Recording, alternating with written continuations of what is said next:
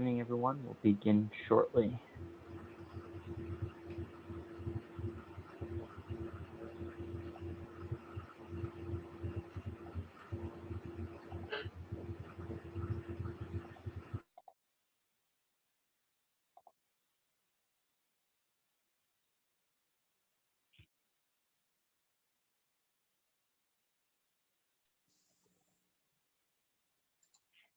All right.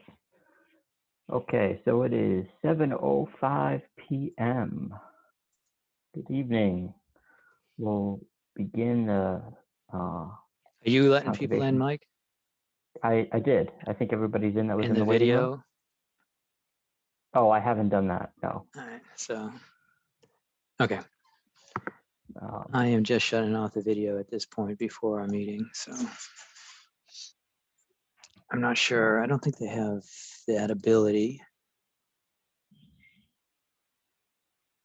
Yeah, they do. So now it's taken away. Okay. We good? Yep. Do you want to hit record? And here we go. All right. Good evening, everyone. It's February 10th, 2021, at least 7 p.m. So we're going to begin at the Conservation Commission meeting. We have several items on the agenda.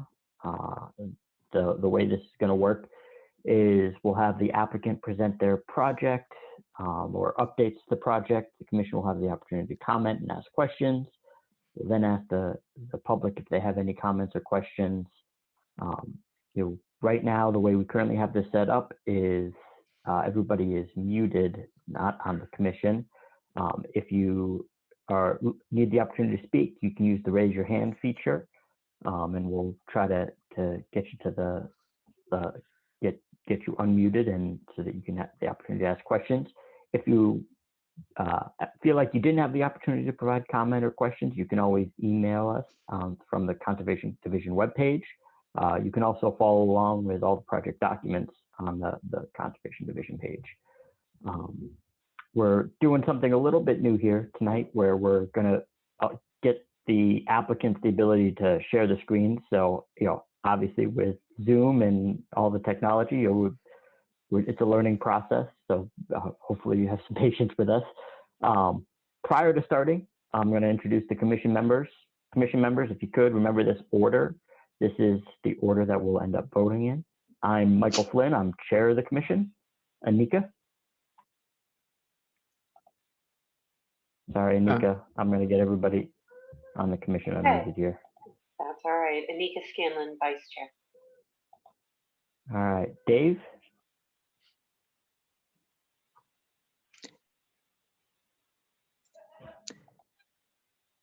So I'm gonna make all the commission members co-hosts so you can mute and unmute yourselves, okay? David Pinette, member. Yep. Martha. Martha Moore, member. Scott. Keith, member. And John. John Sullivan, member. All right. I think that's everyone that's here for the commission. So we'll get right on to the first item on the agenda. This is 1312 Main Street. Oh, This Jack, is Mike, can I just Go ahead, put just another public announcement? Yeah. This meeting is being recorded. Thank you. By the town and by RCTV. So anything you do or say can be picked up by that recording. So just keep that in mind when you're speaking and when you're part of this meeting. Thank you. Thank you. So 1312 Main Street, this is a continued public hearing on a notice of intent filed by Beth Sherlin, the Reading Animal Clinic under the Massachusetts Wetland Protection Act, Chapter 131, Section 40, and the Reading Protection Bylaw, Section 7.1. The construction of paved parking lot, concrete walkway, rain garden, and associated site grading. There's work within the 100-foot buffer zone and to BVW. The application and plans can be viewed at the Conservation Division webpage under the current project. It's map 51, lots 79 and 83, DEP file number 2700738. Jack will turn it over to you to give an update of kind of what the current, where this is at. And I know the project has changed since Yeah, my it's been screen. before us last. Great. Should I share the screen, Chuck? Do you want to share it with me? You let me know what you want to do. I have that material. I don't have Okay. it ready, but I can get it. Do you want me to grab the plans? Sure. But I can start speaking while you do that if you want. Sure thing. Go ahead.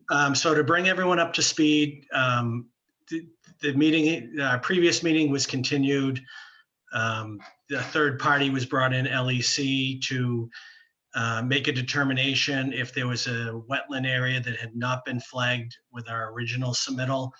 LEC did go out to the site. They flagged an isolated wetland to the rear of the existing Reading Animal Clinic, and they adjusted a couple flags on the left-hand side of the existing building. So the present plans now show those new flag locations. They show the isolated wetland. Thank you, Chuck. In doing that, you can see the isolated wetland to the rear of the project. So now the 25-foot, 35-foot, and 100-foot buffer zones had to be revised as well. And in doing that, there were some trees that previously weren't within the 100-foot buffer area that now are within. So on this plan, we do show the summary of trees to be removed that would be within the 100 feet of the wetlands. I should note that we were in agreement with LEC on the wetland flags. So we didn't feel it was, we could redesign the project, still get what we need out of this project without, going back and forth on this. So we accepted the flag locations. LEC also in their review asked for a test hole to be done in the area of the proposed rain garden. So if you look, there was a soil probe 1 done to the rear of the existing Reading Animal Clinic. Yep, right there. And it showed soils consistent with the other test holes on site. And we showed that the groundwater table was at least 3 feet below the existing ground surface. LEC had asked for some other information as well. They wanted to know if the rain garden would drain within 72 hours as required under DEP stormwater policy. I showed some calculations that I submitted as part of this, the resubmittal, showing that the garden would drain in about 6.5 hours. And really, the only issue on this came down to the rain garden itself. We did new plantings, or at least some new plantings in the rain garden per LEC letter. But one of the things that came up on this is the rain garden itself and how it's sited above the high groundwater table. And I'm sure we'll have some conversation on this tonight, but I basically set the bottom of the rain garden, the finished grade, 2 feet above the seasonal high groundwater table. LEC felt that the rain garden should be sited 2 feet to the bottom of the planting media, the planting soils for the rain garden. And there's 30 inches of soil beneath the rain garden. So I don't agree with that, but I think we'll have some discussions on that tonight. And I just wanted to point out that this portion of the site behind the existing Reading Animal Clinic is redevelopment. And with redevelopment, they offer some flexibility under the DEP stormwater policy that I can get more into, and why I think the rain garden's still the feature that should be used for this project. But those were the major changes: the additional wetland flags, the soil probe showing that the rain garden would drain, additional plantings and different plantings within the rain garden per the LEC memo. And there's an overflow from the rain garden. I relocated that in a different location at the last meeting. It was asked if it could be put in a different location. So at this time, I'll turn it back over to the commission, and then we can follow up with additional questions. All right, thank you, Jack. Chuck, is LEC here? Tom, it's Tom. Yep. Can you hear me? So Hey, I Tom. think Tom is there. Tom, can you, do you have video capacity there? It won't let me start video. Can you hear me?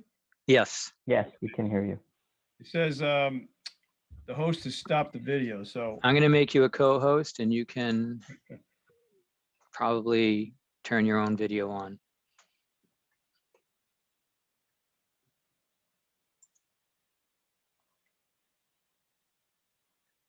That work? No? yeah, there we Okay, are. there you go. Hey, Tom. Okay, Hi, hi, Tom. how are you? All right. So, Tom, your LEC was, as Jack had mentioned, a third-party review. Tom, could you just kind of give us a summary? I mean, I think Jack has summarized a little bit as well, but kind of get the commission up to speed on what you guys have done and what your comments were. You know, I know there's been some disagreement associated with the rain garden stuff. Yeah, we, well, as Jack mentioned, we were out to the site and found an isolated wetland, delineated that. That was added to the plan as a revision. And then, as he mentioned, there was a couple flag adjustments on the other line, and those are put on the revised plan. The only thing I would say about the revised plan is they retain the original date. So I don't know how you sort that out with your record, but to know which plan is which, but the plan should have some note as to the revision date, so it doesn't get mixed up with the first plan.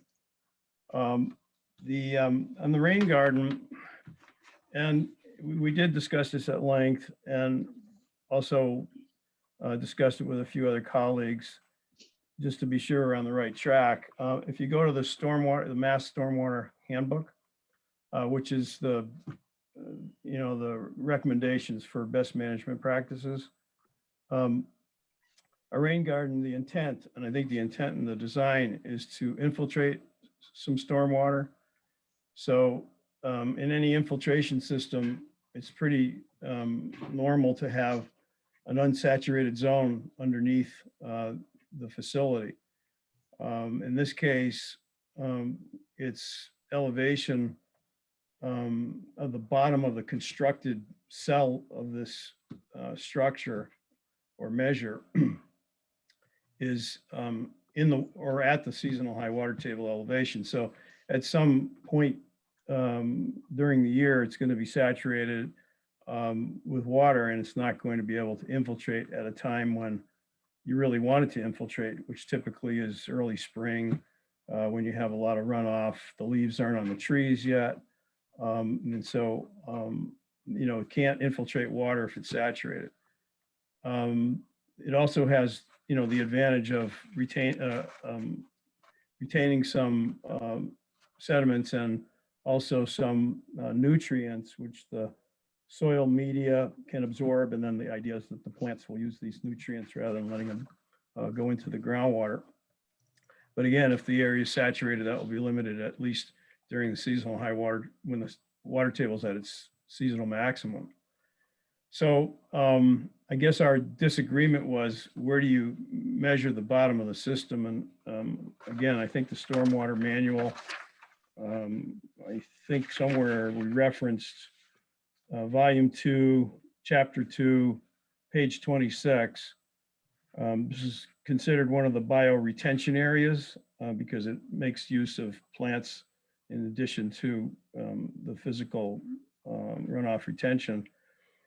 Must be located on slopes, not be located on slopes greater than 20%. When the bioretention area is designed to exfiltrate, which we're told it is, the design must ensure vertical separation of at least 2 feet from the seasonal high groundwater table to the bottom of the bioretention cell. And I guess, the difference of opinion is, where is the bottom of the cell? If you go to sheet 8 of the plans, there's a cross section. Gotta move it. Hold on a second. Yeah, One more, I think. one more sheet. Yeah. Oh, yeah. There it is, right there. No, one more sheet. Sure. There you go. Yeah, it's up the top left corner. That's not the revised plan. The revised plan has elevations on it.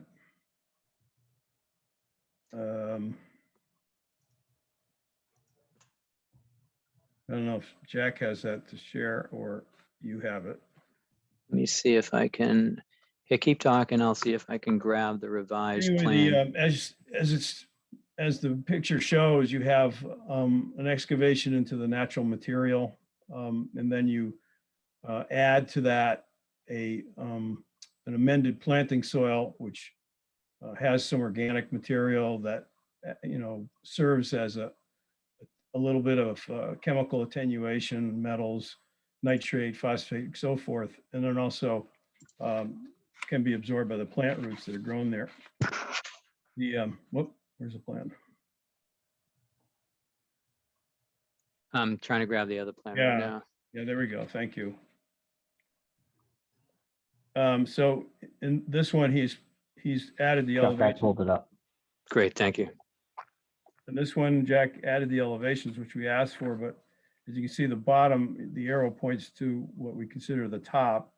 The filter fabric liner at the bottom would be the bottom of the cell or the bottom of the stormwater system. So from that point, which is, again, you'd have, if the top of it's 203, you would subtract 30 inches of the medium anyway, that's 2.5 feet. So that, that puts it into the groundwater table, which is noted there at 201. It's an estimate. So that's where we see an issue. So it wouldn't really be operating to infiltrate groundwater at a time when you really need it to, which maybe that's not a problem if it could be used in another way. There's another bioremediation or a bioretention system called a construction stormwater wetland, which this may be more in that category or some kind of a crossover, but we have that seasonal high groundwater, in the early part of the season and acting more like a wetland than an upland system. So it's sort of left in limbo, but if it was left as is, I don't know in the drainage calculations if infiltration was counted in this area as part of the overall infiltration, but I don't think it's going to operate to infiltrate what's expected because you don't have an unsaturated zone below the system. If they wanted to use it in another way, for instance, like a constructed stormwater wetland, then I would advise probably changing the plants that were chosen because most of the plants that were chosen are, they're adapted to upland conditions, at least most of them. Some of them are facultative, but you'd want to have, for instance, one of the trees that was recommended for planting was white oak. And I think everybody has some understanding of white oak. It's a very dry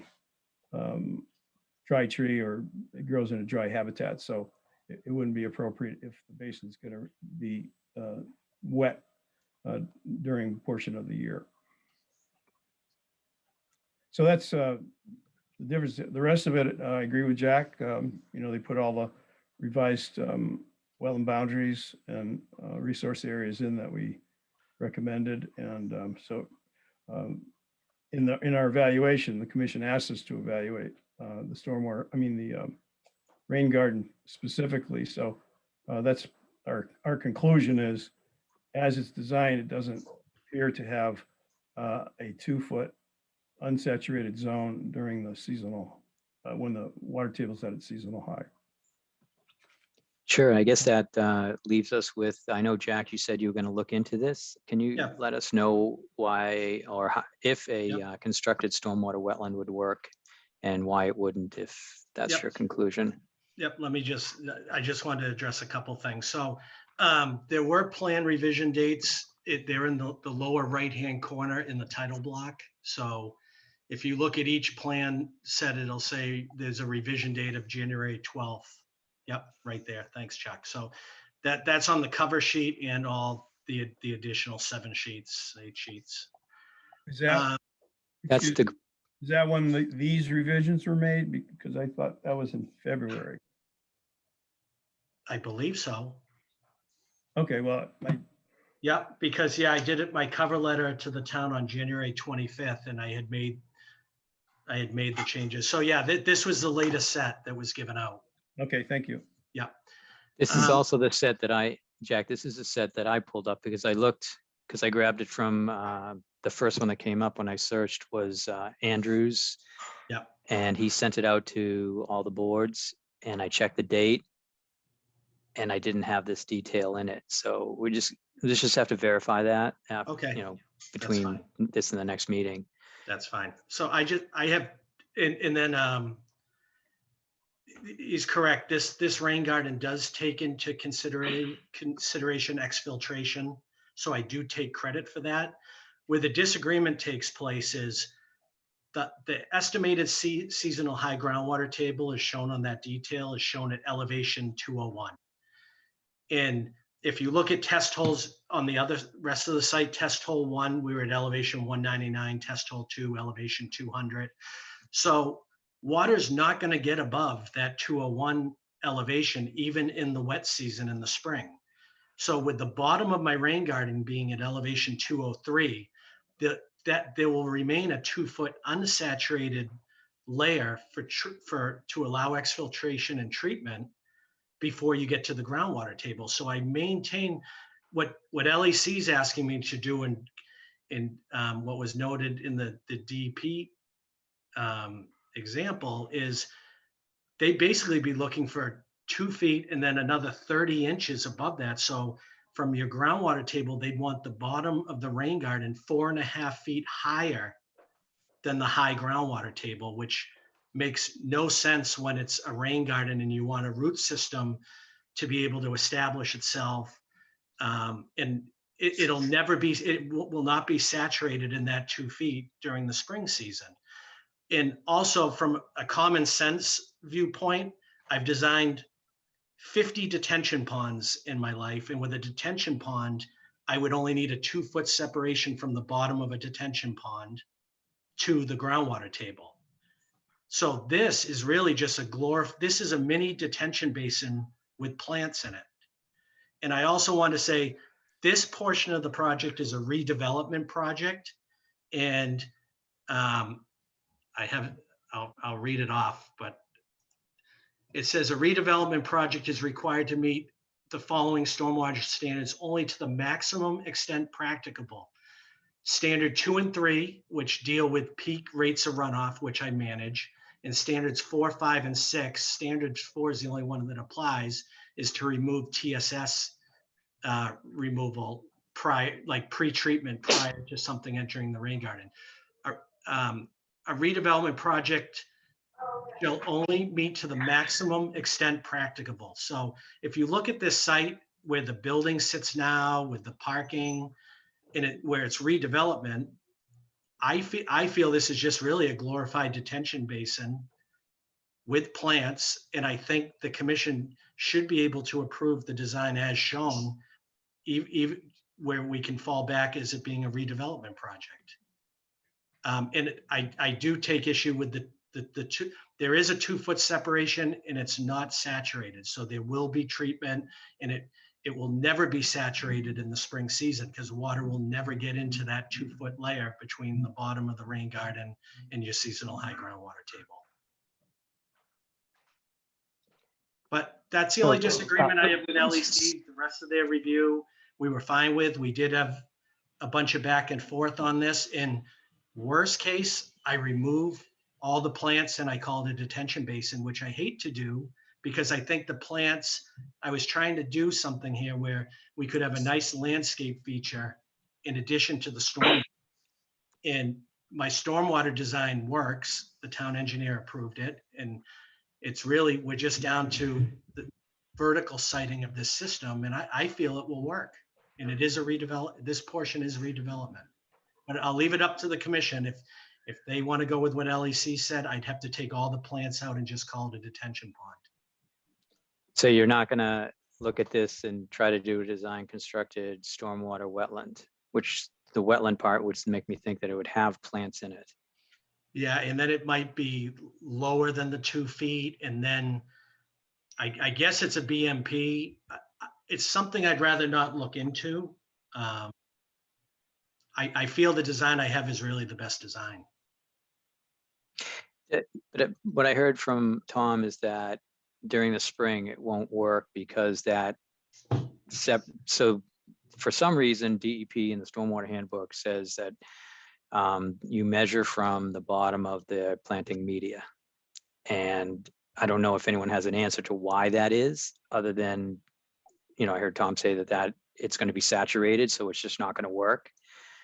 So can I take a step back just so I'm clear? When we say the bottom of the planting media, are we talking about here, No, or are we talking about from here, right there at the filter fabric. where the filter fabric begins? So not the 2 to 3 inches of mulch, but the amended planting soil. So Correct. this. And I had originally showed Mike 18 inches of planting soil, but LEC had asked me to look at the UNH policy with rain garden design, and they call out for 30 inches. So I changed my detail to 30 inches. So that's the only reason it looks like it extends into the water table, is because I added another foot of planting soil. But so the whole thing comes down with, I'm saying it shouldn't be to the fabric. LEC is saying, based on what they read, it should be to the fabric where you start your separation from to the high groundwater table. Okay, sorry, Chuck. I just wanted to make sure that that's clear to everyone where we're measuring from. From just again from the common sense standpoint. Sorry to interrupt. Go ahead. No, I was just asking to get a little bit more information on that. I think the filter fabric does play into this. There's some part of the filter fabric in this area that becomes an issue. So, Tom, did you see or hear anything that you can help us with this? We're looking at Jack saying that this is going to work. Can you just go over again why LEC feels like it's not going to work, and then talk about the filter fabric and the 30 inches of planting media? While we're looking at this profile, I do, and maybe it's just a perception, but if you look at that profile, the bottom of that system would be the filter fabric layer. It encompasses the filter fabric, the planting media, the mulch, and the plants. That's the unit. So again, I'm just, we're not engineers. We don't design these things. So, but the intent is to have that unsaturated zone so you can get some infiltration. And there'll be times, if it's set at this elevation, there'll be times of the year when you'll have that unsaturated zone. But as they say, when the water table's at its highest, which is typically when you want to get some extra infiltration because you have higher rainfall and there's no transpiration yet, then the bottom of this thing is going to be, at least based on these elevations, sitting in the groundwater. So where's that water going to go? It's basically going to pond in this. And as Jack said, it'd probably look more like a detention pond than an infiltration basin or in this case, a rain garden. Sure, and I'm just going to confirm that Jack, this still handles the treatment from the other site, the other parking lot. It's capturing an overflow from the other parking lot. But I want to get back, and I hope people can see this. The high groundwater table's at elevation 201. The bottom of the rain garden's at 203. So in the spring, the water table's never going to get above 201. So there will always be 2 feet of unsaturated soil for exfiltration and treatment. It's not, I keep hearing we're going to be saturated water. No, that 2 foot difference is always going to be unsaturated. I did, sir. What is the elevation of the fabric? around elevation 200.50, and that's only because I added the 30 inches of mix. So 6 inches of the planting soil could be within the groundwater table, but there'd still be 2 feet above the groundwater table that would be unsaturated. And that's what DEP policy looks for, is a 2-foot separation from your water table to the bottom of your stormwater BMP. I don't look as the full 30 inches as part of that BMP. I know that's what LEC is presenting. I disagree, because if this was strictly a detention basin with no plants, it would be from the bottom of the basin, the elevation 203 to elevation 201, which I show here. All I'm doing is we're digging out, putting in planting mix and putting in some plants, and I still have the 2-foot separation. I've designed like 10 of these. I've done like 3 or 4 in front of this commission. I've done a bunch in Lexington. I haven't had this comment come back, and I'm not trying to be confrontational with LEC. They're doing their job. I'm trying to do mine, but I'm just saying, if we can't agree that this rain garden would work, then I'll just have to take the plants out and call it a detention basin, which I think makes no sense. But if So that's where I get back and I say, why didn't you look at the constructed wetland? It seems like this same design with different plants, different media would work. I guess we'd remove I'm not sure if you would remove the filter fabric or not, how that would be designed, but it sounded like you didn't even look into it. And I do want to mention one more. Yeah, well, I didn't have jump on time. that. I didn't have time, Chuck. We were hashing this around the last day or two. And Sure. so I didn't really have time to get into it. So either Tom or Jack, I guess what I So would hold ask on, Mike. is- Let me Go just ahead. finish up what I was saying. So I just wanted, it was stated that the town engineer approved this project. So I had a conversation with the town engineer, and he said that they didn't look at this part. It's approved for, some other level, but when we've hired a consultant and they're asked to look at this in this depth, he agrees that they're going to find these things, and he has no problem with, seeing this request and trying to figure out why it can't happen. He didn't say, I'm standing behind my approval. I took it as, we're going to see what the Conservation Commission says.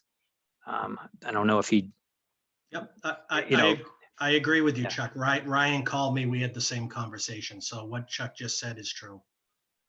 yeah. He's leaving it to LEC to make they made their finding, and I just wanted to bring it to the commission. I also, from our project team, I do have Demetra here, who's the landscape designer for the project. She'd Yeah. like to speak on this as well. Yeah. Okay. I saw Demetra put her hand up. I can. Hey, Demetra, can you hear us? Yes. Hi, everybody. Can Do you you just want me- introduce yourself for the record? Do you want me to be on video, or did you release that too? I'd rather be on question. video. It's very awkward. Yeah, let me see if.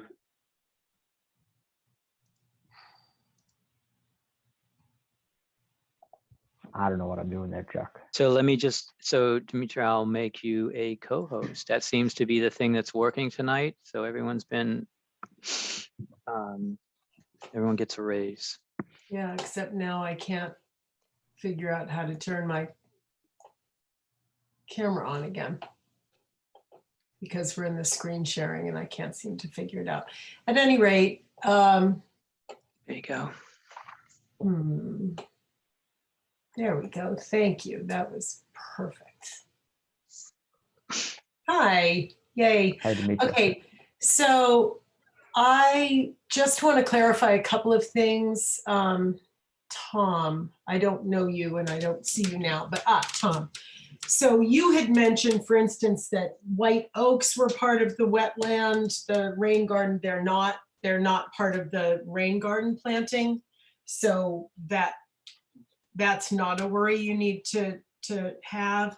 The plants that are in the rain garden section are all plants that can be saturated. and Mhm. sit for hours or days, and then actually go completely dry and continue to thrive. So they are sort of perfect plants for this purpose.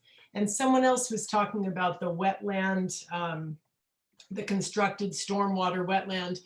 This is not that, but it's very close to that because none of these plants are sort of high meadow plants. Some want more water than others, and they're the ones placed sort of where it will be essentially deeper because of course the rain garden is a big bowl.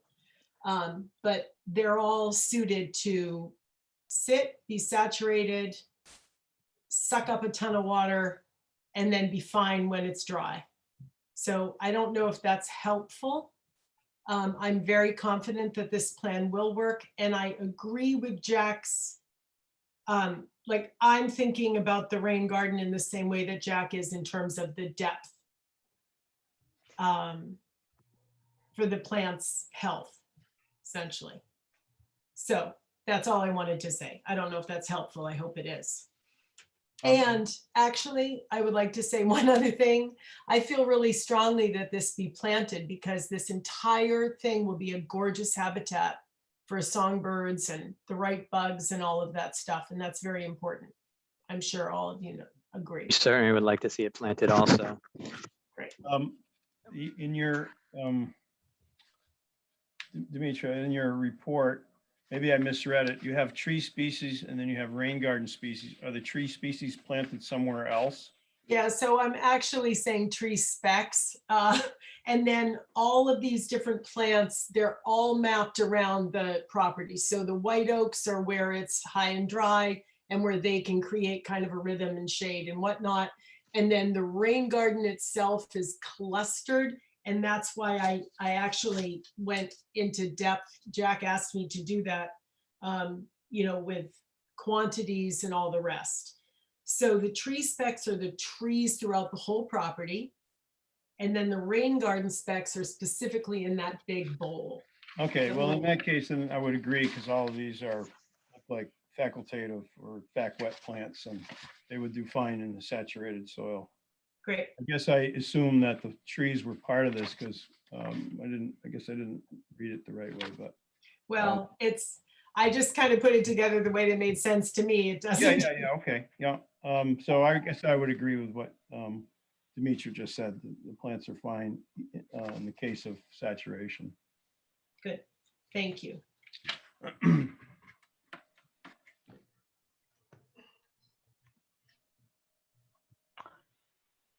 Okay.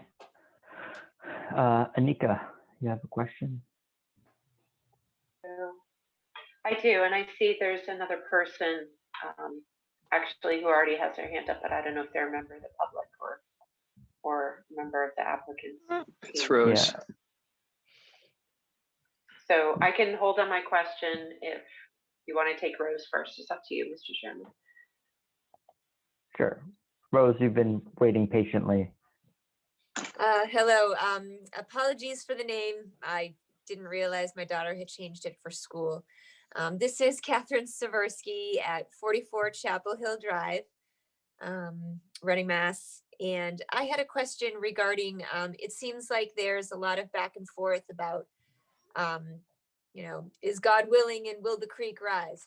So I was wondering if the water table, the saturation point that's being discussed, are there any projections by Jack Sullivan or LEC regarding how that water table might change with the pressure of the new structures and the removal of the earth and the retaining wall? Will that affect the level where that water could rise to with those new structures and pressures in that area? Jack, go ahead if you want to. There'll be no change. I think that makes sense. Go ahead. It's a small amount of, it's not a large drainage area that we're putting over to the rain garden. Any changes would be less than like half an inch vertically, even in a large storm. So it's very minor, especially over such a lot. It's a large site. It's such a large watershed in that area, it would make no impact. Tom, any other thoughts? No, I didn't go, we didn't look at all the calculations, so I Yeah. can't really comment on that.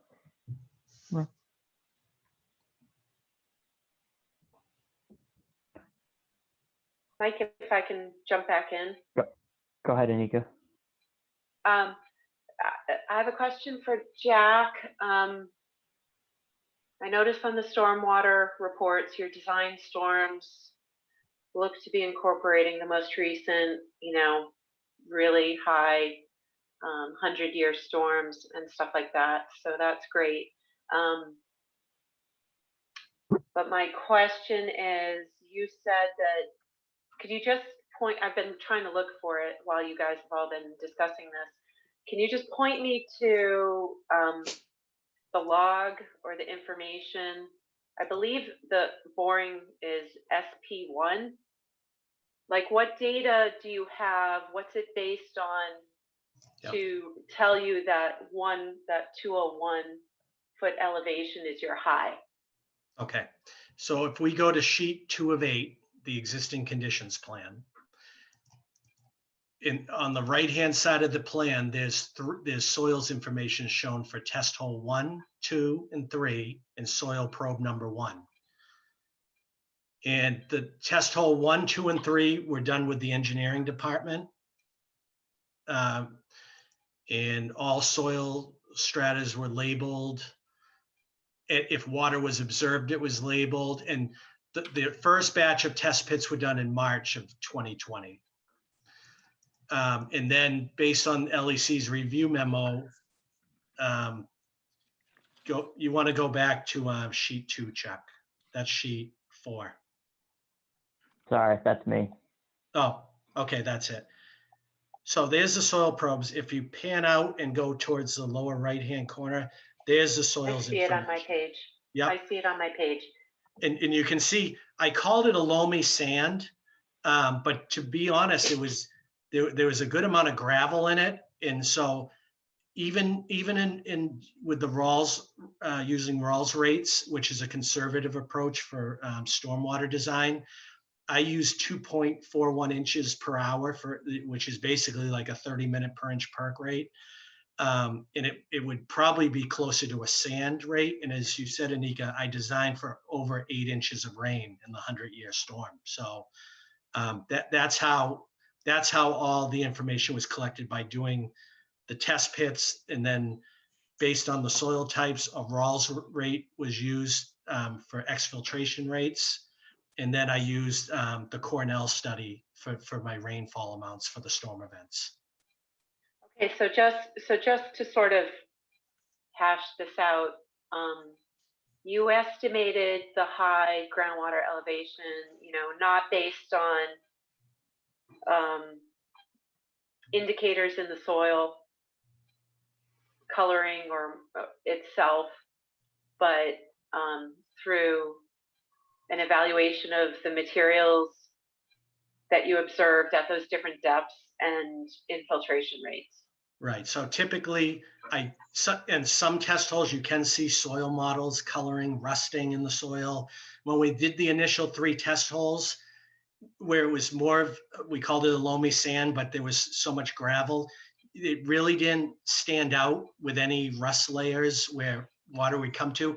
And we were doing the soil testing during the spring season, where you would anticipate the high water. So if you know test hole 1 and test hole 2, we actually observed water, which might be at where the modeling was, but you couldn't tell because it was at its high level in the spring. So we did observe water in 2 holes. You can see on those elevations are actually lower than when I did the soil probe. I just did the soil probe in January 9th, and I hand augured it, and there was no water down at 36 inches. And I took pictures and I showed it. So I'm saying water's at 201 or below. So it may be even lower than what I'm showing. Can you, I don't see it on the plan. Jack, but can you sort of speak to roughly what is the rough elevation of the wetland flag line? You know what? I'm looking at, I don't, I see spot elevations and I know, yeah, so go ahead. Yep, I wanted to do that to compare as well, and I didn't have elevations out that far. I just had the physical locations of the flags because I wanted to compare, like, let's say flag 15C was at elevation 201. That would be a good check to see if my water table was Right. right. But unfortunately, I didn't have that information. It's off property too. Right. So looking at the drainage ditch on Main Street, can you just sort of tell me roughly, there are two invert elevations there. What are those two? Oh, because there are two pipes. There's two pipes. There's one coming in from the catch basin to that drainage ditch. Yep. And a second pipe going underneath the road. That's right. Do I have that right? That you have okay, that so right. Which one? Okay, so it looks like the one under the road is 101.52. Yeah, 201.52. So sorry, 201. Yep. Yeah. Yep. And so I'm saying my water table's around 201. So that would make, that pipe's higher than the groundwater table at that outlet. So I think I'm in the ballpark. Yeah, that's what I'm trying to sort of evaluate for myself using the data. Anika, it's a good point. I mean, I think ultimately if you start backing into this, there's possibility, and Jack, I think you hit on this, that 201 is that we're talking about is in itself a conservative estimate. Can I sort of add another question? Just a what if? A what if, Jack? If this rain garden really is, I mean, if this rain garden really is at issue, as LEC has commented at, what are the possible fallout repercussions of that in the functioning of this rain garden? I don't see any. Is it that the plants all die and, because they're not suitable to the situation? Nope, Demetra can talk to that as well, but all these plants are suitable for a wet area that, basically this pond can build up with 12 inches of water. So Demetra picked plants that could survive that sort of wetness. So they're really almost like wetland type plants that are in the rain garden. So they're going to survive. They're meant to be wet, and that's the purpose of the rain garden, so to pick plants that can work in a wet environment. But not constantly inundated. Correct. Right? Correct. You know what I mean? It's that almost that facultative. And that's my point. LEC, Anika, did ask for me to show after the 100-year storm how long this thing would take to drain. 6 hours. This whole basin would be drained. It has to drain within 72 hours, so it drains within 6. Because of the sandy soils underneath. That's right. Sand and gravelly soils underneath. And that's assuming that 2 foot of separation, Jack, the 201 essentially. That's right. And if you look at the plan Chuck has on the screen now, the bottom of the rain garden's at 203. So that's my biggest. I see where LEC is coming from, but that difference between elevation 203 and the water table at 201 is going to be unsaturated. Because the water table can only come up to 201. There'll be times when water's moving through the basin that there's water in that 2 feet, but that's what that 2 foot separation's meant for. That's to provide the treatment. So if the water's at 201, Jack, and there's a rain event in the spring and the basin's filled, everything's just going to be flushed into the wetland. And that amount of separation is there, isn't it there, so that there's some infiltration happening? It still will be, Chuck, because your high water's at 201. Water comes into the basin at elevation 203. So even in the worst spring season with a heavy rainstorm, let's say the water table's at 201, it's the peak of spring. water's coming into this basin, there's still that 2-foot separation between where water's coming into this system and the high water table. You still have that 2 feet of unsaturated area for treatment. That's, if you just think of it that way, it works. So what I'm getting locked in on is that, you know, they're just the regulations, and you know, I want to know why they won't accept the soil media. You know, as Tom said, they look at the filter fabric, the soil media, and the root zone all as one, and you need your 2 feet below that, is what I'm hearing him say. Yeah. And the other thing that I'm drawing from this is I understand that it's a redevelopment area, and you need to meet those, you need to meet it at the practical extent. The most terminology is skipping my mind, but I don't see how you can get there to say that you've met this without looking into it and seeing if you could do that constructed wetland, because if it's, you don't know if it's not feasible yet. You just, because we haven't looked at that. So the maximum extent feasible, I think, is the terminology. And you're saying you don't want to do this designed, constructed stormwater wetland. Well, I just heard about the can I ask- constructed wetland a day or two ago, and the way I designed it. Jeff, it- Jeff, go hold ahead. on. Sorry. Yep. Go ahead. Mike. So, can I just ask, maybe it's a stupid question. Well, what exactly would be the differences between what we have here and a constructed wetland? And Tom, maybe you can help with that as well. Jack, maybe you this is what you haven't had a chance to look into, but Yeah, you know, besides, hoping- I mean, we talked. I think what I heard Tom say is, you know, the planting may be different. I think the soil medium may be different, but what are the other differences between a wetland and what we have today?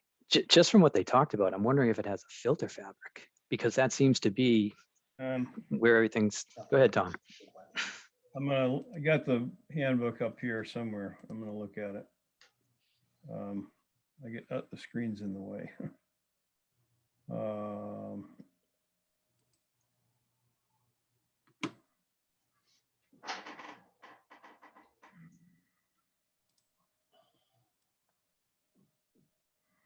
Can't move the screen out. Could you, Are you able to, do you see how to share screens there, Tom? If yeah, I don't know. Yeah, here, that's better. Okay. yeah.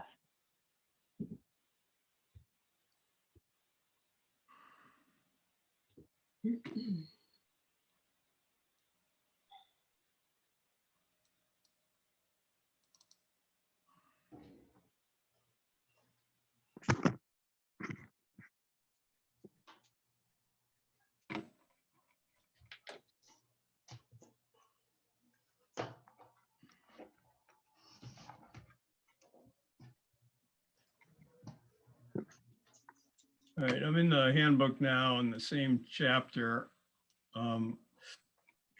Under constructed stormwater wetlands, there's a number of different options as far as design. It's not just one cookbook approach. And so there's some, you know, variability, and, you know, the designer has some flexibility in how to design it, but somebody asked, what's the difference between what's there now?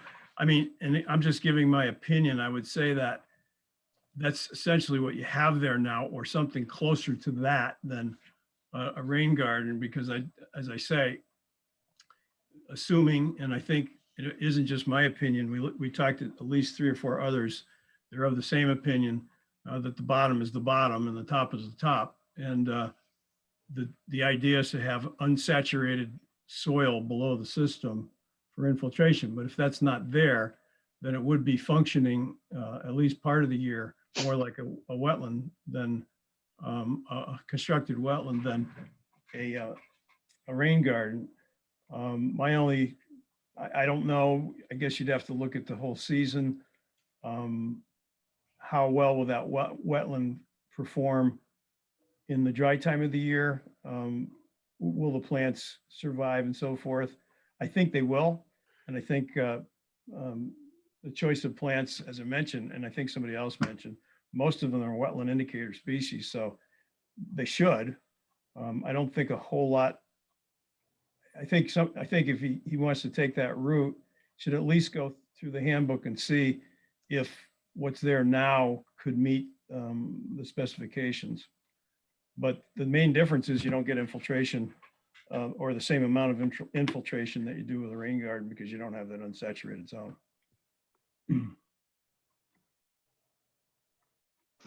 Yeah. Where you have more, more of an unsaturated zone. I granted that the planting media would be unsaturated most of the year, but that's the concept is to have some natural soil under it that can receive that runoff water that you're trying to infiltrate.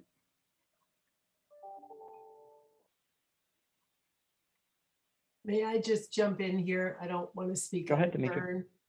No, go right ahead. When you guys are saying unsaturated and soil medium and planting mix, that's compost. I mean, it's just organic materials. So it's not like gravel or something that's just sitting there being inert, right? And so this is, to Chuck's question, I think this is closer to a wetland than, the word rain garden just makes it sound like something small, and this is actually something that's kind of a quite profound concept. So rain garden sounds like something a pretty suburban house might have, and this is maybe a little bigger than that. But nonetheless, I think that it answers all of the plants can be saturated and then can be dry and then can be saturated and then can be dry. They act that way and they will filter. Therefore, especially because I put a lot of plants in there, there would be a lot of natural cleaning, which is a nice thing. If I'm allowed to put that many plants in. Yeah, and I guess to do my Shakespeare here, but a rose by any other name smells the same. I guess that's my whole thought into this, where we're at right now is I want to see something that functions. I think it sounds like there's and Jack, maybe this is just a small separation of, if this was considered a wetland, does this still work as far as capacity is considered and infiltration rates? But I mean, what I think what I'm hearing is we're the discussion is like, what is this labeled rather than what is this doing? Well, if the only difference, and I can't answer the question, Jack would have to answer it. If it's going to operate as a constructed wetland rather than a rain garden, which is providing infiltration, what does that do for the overall? What does that do for the overall drainage calculation? I can't answer that. I don't know. Yeah. Right. Like I was trying to take credit for exfiltration rates when we had good soils. With a constructed wetland, that might be the difference. Maybe they don't let you take that credit, which would cause me to have to do some redesign on my drainage system because I do have exfiltration, but I could look into the constructed wetland. Maybe there's not that much of a difference. It looks like it gives you 80% of TSS. Yeah. It says here provides no groundwater recharge. Yeah. So that's the main difference. And so you're using that as ultimately that you're looking to use it in that manner. I was. Yeah. Because I have good soils. If there was a site I didn't have good soils, then it wouldn't matter. But with this site, I have good soils. So that's why I was trying to keep that 2-foot separation. I still, if there's another word to use besides rain garden, I'll use it and see if it works. Jack, to that point, because I guess intuitively, until we got to the spot, I somewhat agreed with you with the idea that just having the separation is the point. But you to the point that you just mentioned, if this is a 30-foot thick zone for that we're replacing the materials, we are essentially getting rid of the permeable, like anything that is permeable that could take the recharge. has disappeared, right? Is under the groundwater table. And so we have lost that ability for it to infiltrate at a fast rate, because the only place that it can infiltrate, the only 2-foot zone that it can infiltrate is within this organic plant material. Correct? Right. So if the soil probe, if you look at it, there's 8 inches of topsoil, then there's down to 24 inches as a subsoil. So that would be removed. Then you reach the good sea layer. So that's why I had only shown 18 inches of planting mix, because then we'd be into my good soil. But then the UNH policy asks for 30 inches of mix, which seems a lot to me. But Yeah. I did it since that's what the comment was. But I still feel 30 inches seems pretty extreme. But so with that 30 inches, we now, the difference between that 1.5 feet, that extra, essentially 12 extra foot of material that we've added is you're taking material that would be part of the infiltration and Right. replacing it with plant material. right, correct. Yeah. So, to me now, talking all of this through, and I know we've beaten this down, but I think it's been a helpful conversation. I think I've personally sat here and I think I've come around. I think intuitively, Jack, I was kind of following your thought, particularly with the idea of like, well, if it were a detention basin, we would just have that separation. However, I think because we are replacing that medium, I've somewhat, I get the language of this would begin at the bottom of that filter fabric, because that's the zone we're looking to capture for infiltration. And Nika, I think I saw you had your hand up for a second. I don't know if you or anybody else has a comment.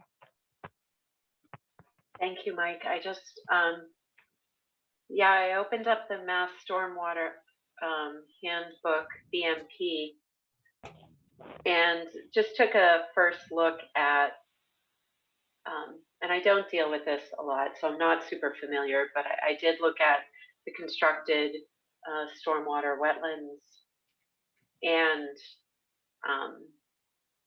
what came out from the pictures and the description was essentially, a hummocky, partially submerged, partially above water, winding, constructed wetlands. Do you know what I mean? And I'm not 100% sure that that's what we can expect to see here with this existing, we call it, regardless of the name, how this is proposed with a bottom of 203.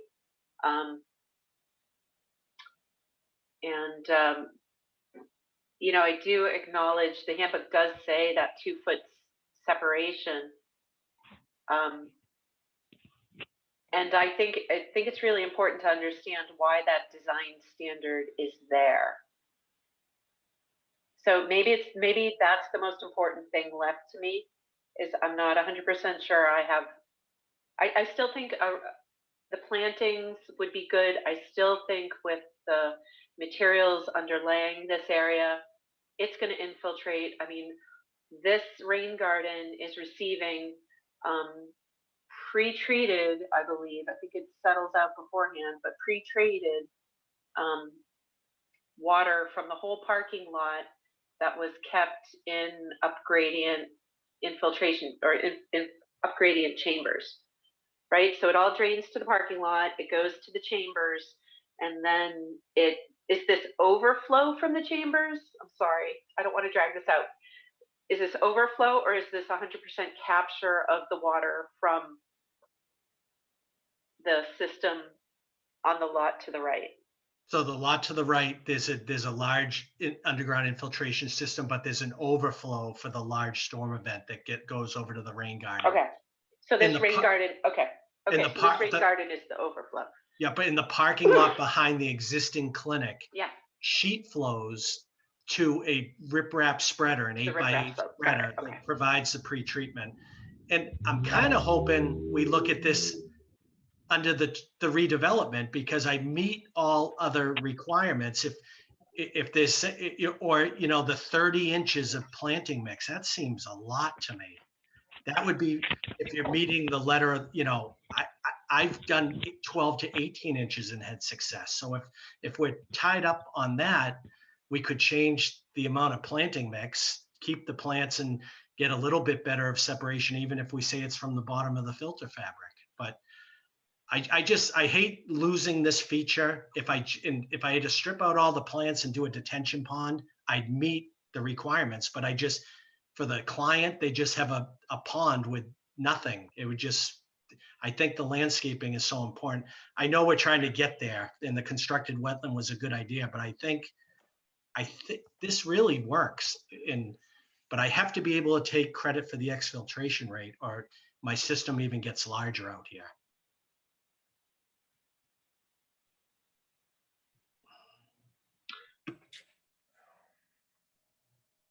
Okay. Dave, any comments?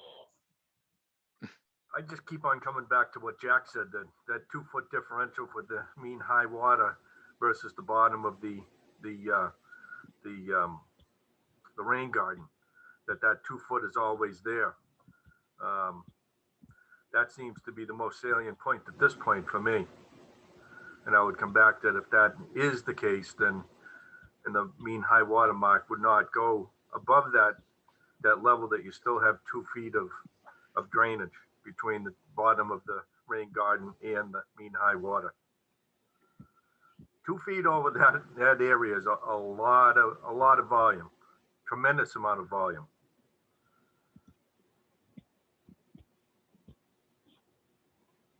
Yeah, I think I'm somewhere landing in the same spot as you, Dave.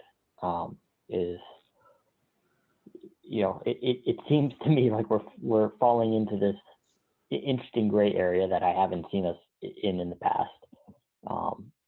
But I think intuitively I've sat here and said, well, what is shown, again, forgetting the names, what is shown is something that seems to be intuitively to me would work. Whether that is meeting the intent of the guidance by word, I don't know, but it seems like it's making sense. It seems like it's something that will work. And to Jack's point, I don't want to see a detention basin there. I don't want to see a less, something that has less habitat. Essentially, if this is kind of the happy middle ground, then, and we think it's going to grow well, and we think it can still infiltrate, then to me, it's like that. This seems to be the right choice. So, notwithstanding all the happy doggies that after they get out of the doctor's office, they have a little prance around the parking lot and see the rain garden there. They'll probably be a nice feature for the clients. Scott or John, you guys have any?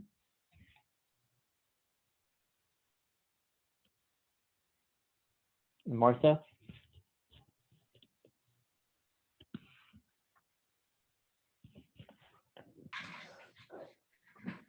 All right. So, well, I guess I'll before I open it up more to the commission, I know we heard from the public at one point, but are there any comments or questions from the public?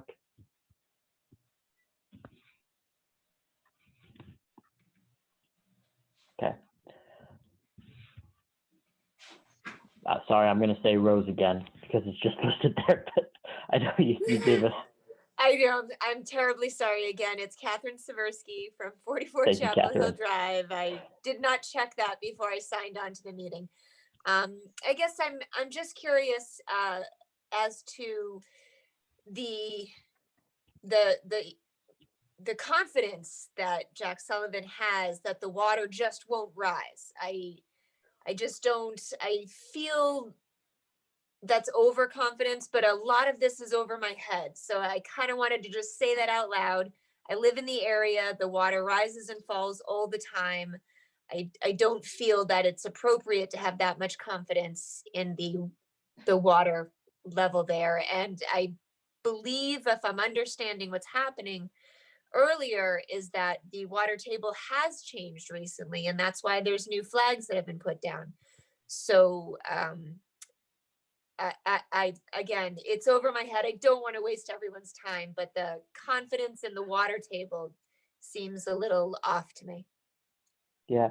So what I can offer, Catherine, is the wetland, the additional flags are not because of a change in water table. It was a wetland that just was not identified in the beginning of the project. You know, that's not due to some increase in water table, but it was that way, and you know that the plants were indicative of a wetland, and it was identified by our third-party review and agreed to by the owner. That's not some indication that the water level is rising, the groundwater level is rising. You know, for what it's, and you could go ahead. You have I'm sorry to interrupt, Mike. You can finish your thought. Well, I was, you're probably going to say what I'm going to try to say more elegantly than I. Well, let's see. Let's see. You can always follow up. Just to explain, if Mike, if you could pull up sheet like 4 of 8, and just focus on the rain garden and that back parking lot area and the wetland. Yeah, I just want to point out to the nearby neighbor. Catherine. So that, thank you. I'm terrible with names, so bear with me. The chamber, like the grid on the right, the sort of rectangular grid on the right, is going to, if you can imagine, like a big rainstorm falling on that area, the rainwater that hits that parking lot, and I believe also the roofs, is going to, but I'm sure you know, Mr. Sullivan can correct me on that, but a whole lot of that rainwater that surges into this area is going to go into that structure to the right, that giant box of boxes. And so it's all going to be stored underground there. And it's also going to seep into the ground. It's going to be stored and it's going to seep into the ground in that location. And what that's going to do is that's going to slow down the localized flooding and keep the groundwater mounding, if you understand that term. Keep the increase in groundwater localized to that parking lot and underneath that area. But if the volume is even so big that it overwhelms that system, it's going to go down the pipe, sort of above the parking lot, to that little square with the circle on top, the outlet, over some rock, the riprap spreader, into this. It's going to get dumped into this giant pit that we're calling a rain garden. So all the rest of the rainwater is going to go in there, and that's going to serve to allow the plants to take out any pollutants. They do a great job with that. It's also going to provide like a separate habitat, and any extra water is going to seep through the soil there into the ground. So in a lot of ways, like a lot of what we're talking about today, this rain garden area and that infiltration chamber, these are all very special required designs to keep rain out of flooding your basement. Well, I'm more worried about the wildlife and the chemicals coming out of the parking lot. My basement will flood regardless of whether this project happens or not. Yeah, well, but I just want the plants and the animals to be okay. but the process, but that filtration, that process of that stormwater going through sand, soil, and getting filtered through the plant roots, the whole reason they designed these systems is because it's been shown to take out the pollutants. Right, and I'm trying to gather the information from LEC and regarding the levels. And I'm imagining it draining through and worrying about the rise and fall of the water table, and whether that filtration and whether that protection layer is going to work. And there's a lot of projections and thought put into what will happen, what could happen, what we think will happen. But there's no, once it's put in, if it doesn't work, then what? So it's kind of, this is the commission that decides how much do we trust this system? And I'm trying to grasp rain gardens because this is very new to me. But it's interesting you brought up the section on the right of this design, the grid where the water goes in. Are we saying that everything from the initial parking lot is not being filtrated, or is everything that falls into that zone going to go down to the pipe? Jack, maybe you can answer.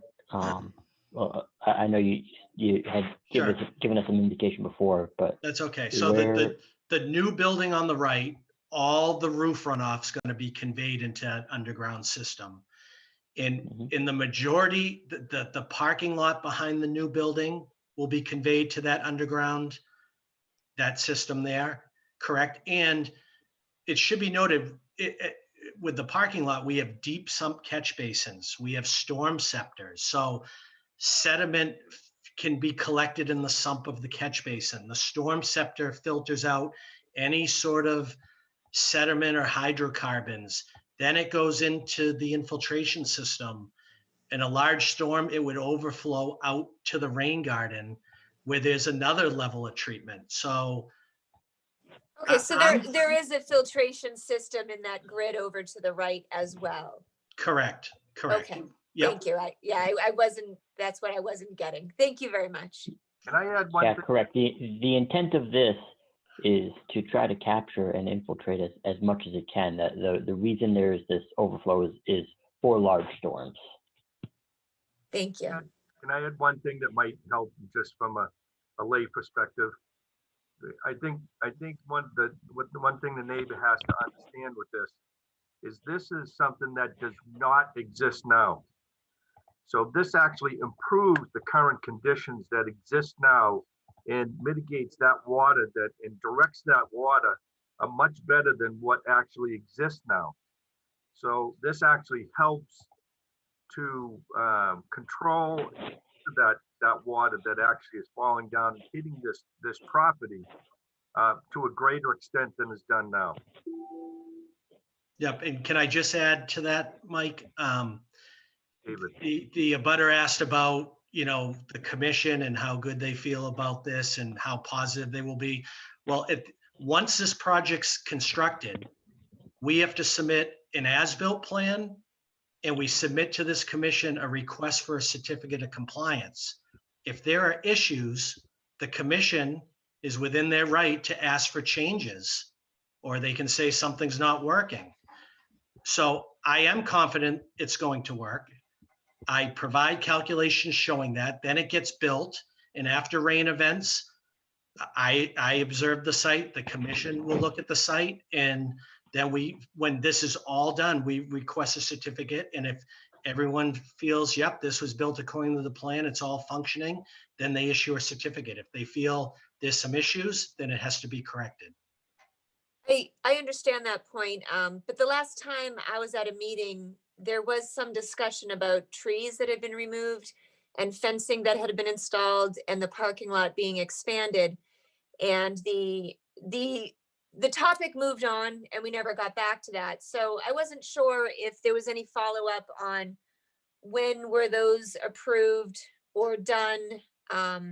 And to that extent, if there was no follow-up on that, what kind of follow-up can we expect with any of issues moving forward?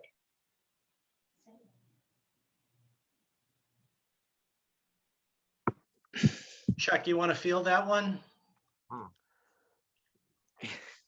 I would rather maybe Mike could get that one for me. Yeah. So, and well, I think it's a great question, Catherine. Ultimately, it's up to this commission to, have follow through with our certificate of compliances and, hold the applicants to the standards that we set within our order of conditions. Certainly, that it's an active job that you need to take. I think the question in regards to the trees is an interesting one. I don't actually recall where we ended with that, other than, from my standpoint in general, the site that we have is, in a sense, the site. It's difficult to go back and say we think someone took work. When we have we've got projects later on where there's we've issued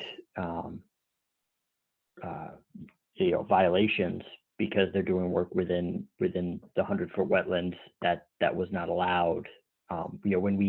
When there's clear evidence of that and we can identify it, we can make sure it's resolved.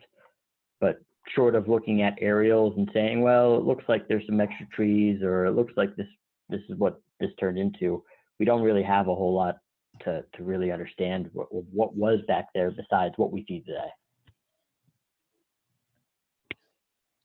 I understand. Thank you. Thank you for taking the time. Yeah, no, thanks for your questions.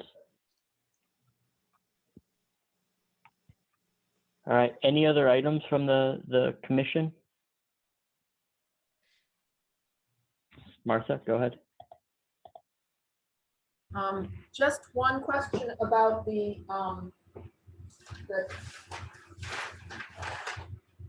2 to 3 inches of fine shredded hardwood mulch.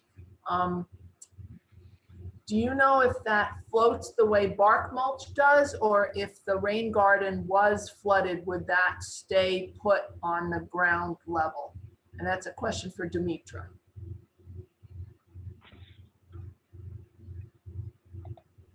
Hi, Demetra. Martha. Yeah, that's a good question. It will still be contained. If we install this and the very next day we get a 100-year storm, we're going to have some floating mulch. But as it works itself in, which happens pretty quickly, it won't be a problem. Does that answer your question? Yeah, it does. I recently went to the Acton Arboretum and saw a rain garden that had been installed there. The bark mulch had been flooded and filled the outlet, and they had to deal with it because just what you said, there was like a 100-year storm right after they put the bark mulch in. Yeah. So I was hoping that your hardwood mulch would be not quite the same situation. No, it's the mulch. Honestly, well, we can debate the mulch and what kind of mulch and bore everybody here to pieces. But yes, it would have to be put on sparingly. And then it is not the kind of garden where you come and you have an army come and put like mulch down, that would be falling. So it's not something that, it's not like a mulch bed in the end, because you don't want that to happen. All right, good.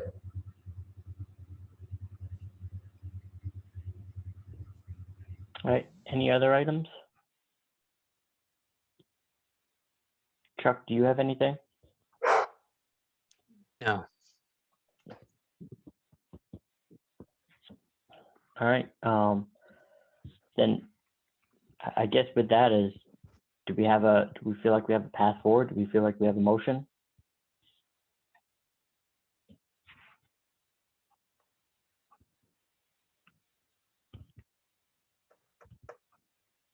Don't everybody stand up at once. I think at this point we do. That's my opinion. Go ahead, Dave, if you've got a motion. Motion to approve the plan as stated for 1302 Main Street.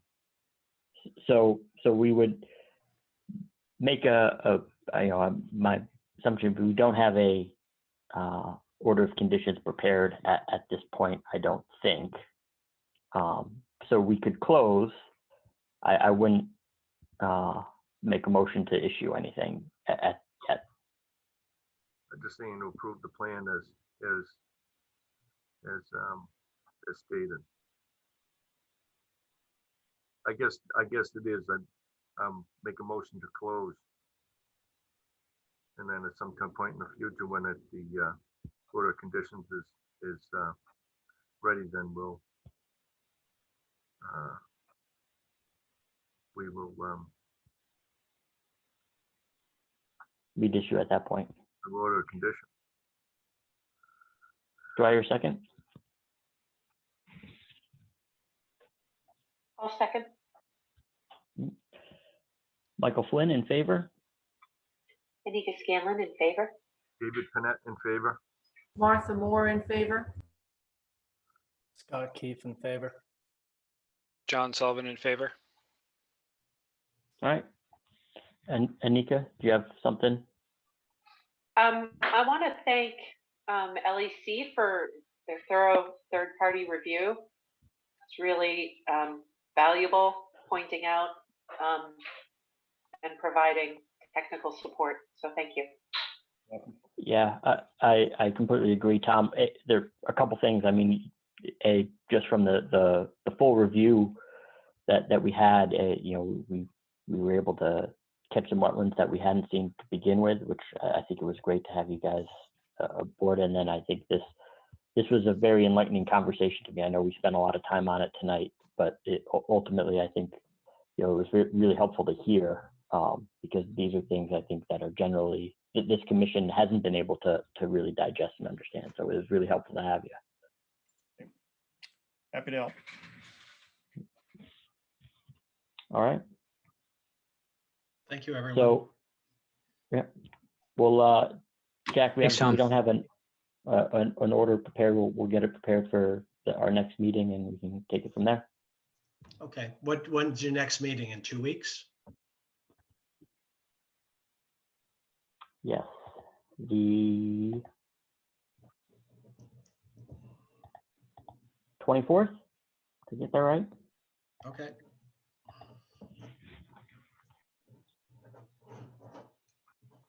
Great, thank you. All right. Thank you, Jack. Thank you, Demetra. Thanks. you, Good everyone. night. Hey, Thank good you. night.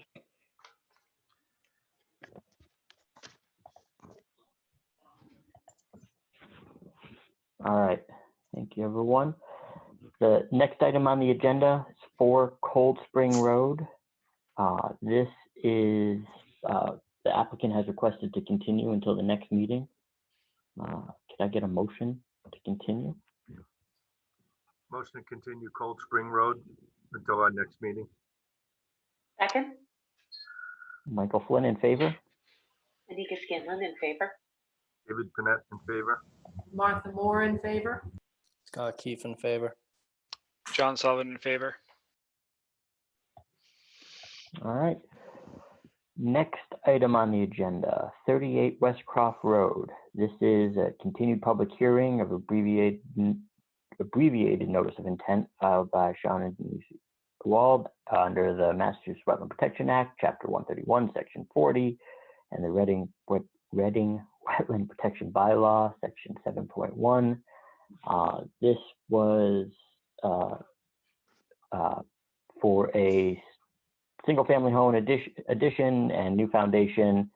The plans can be viewed on the Conservation Division webpage under the current project. This is map 10, lot 242, DEP file number 270-0740. At the last meeting, we had provided the applicant some comments that were things we were looking to see. We received revised plans. So Sean, I'll turn it over to you If you could just kind of describe the changes that you've sent to us, and we can kind of take it from there.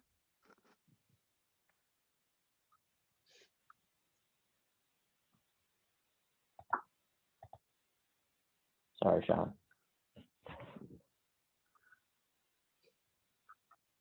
There you go. Hey, can you hear me? Hi, everyone. Yep. Felt like I was locked in a closet there for a second. Sorry. Good evening, everybody.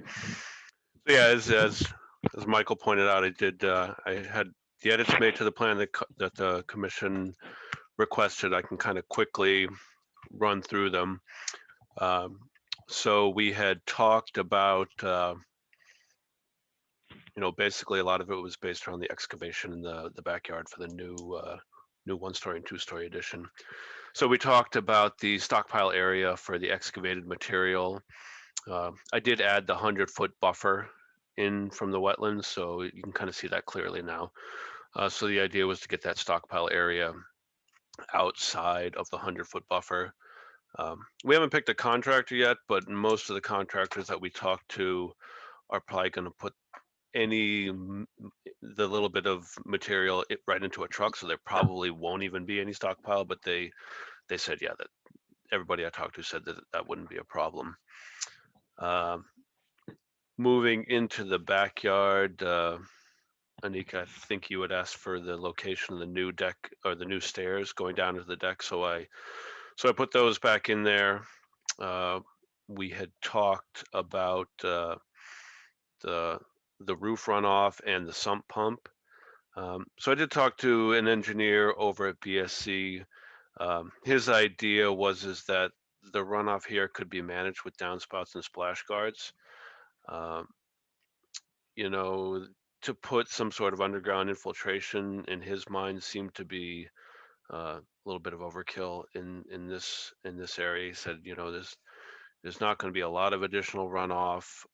It's pretty flat back here, so it's going to infiltrate along the way.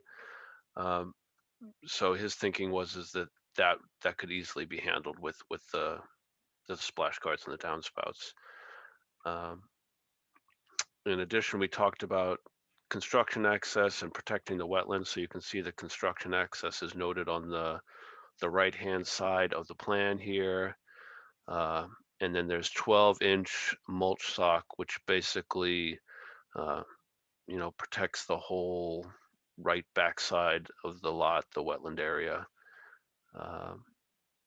I believe that's, and then we talked about foundation dewatering as well. When I talked with our engineer at BSC, his thoughts on this were it's going to be such a quick excavation here. And I talked to a few of the contractors, and they said, yeah, they're going to be done with that foundation very quick, and it'll be protected. So the dewatering that would need to happen, the thoughts were is to just run that through a filter bag. We do have a sump pump in the basement now. It runs during the wet seasons. If we have very big storms, it'll run not continuously, but every 5 or 10 minutes it's discharging. Other than that, it's, once an hour in like the normal wet times. And then there's times when it dries out altogether. So his thoughts are that, that filter bag is probably the best way to handle it, and then just let it infiltrate into the yard as well. It'll be doubly protected through the filter bag and through the mulch socks and the infiltration on its way through there. So his thoughts were that would be sufficient for this project. And I believe that's everything. So I'd love to hear what the commission thinks about those measures. Yeah, I just had a quick question. So you're showing, I think, now a new sump pump exit through the foundation wall. I think one of the things we talked about last time was, do you have an idea of where that would daylight? It comes out there and then presumably has to daylight somewhere in the yard, and what that would look like. I don't have the architectural plans, haven't really specified that, but the idea is that it would hit that splash guard as well. So it would do the same thing that the roof runoff would do.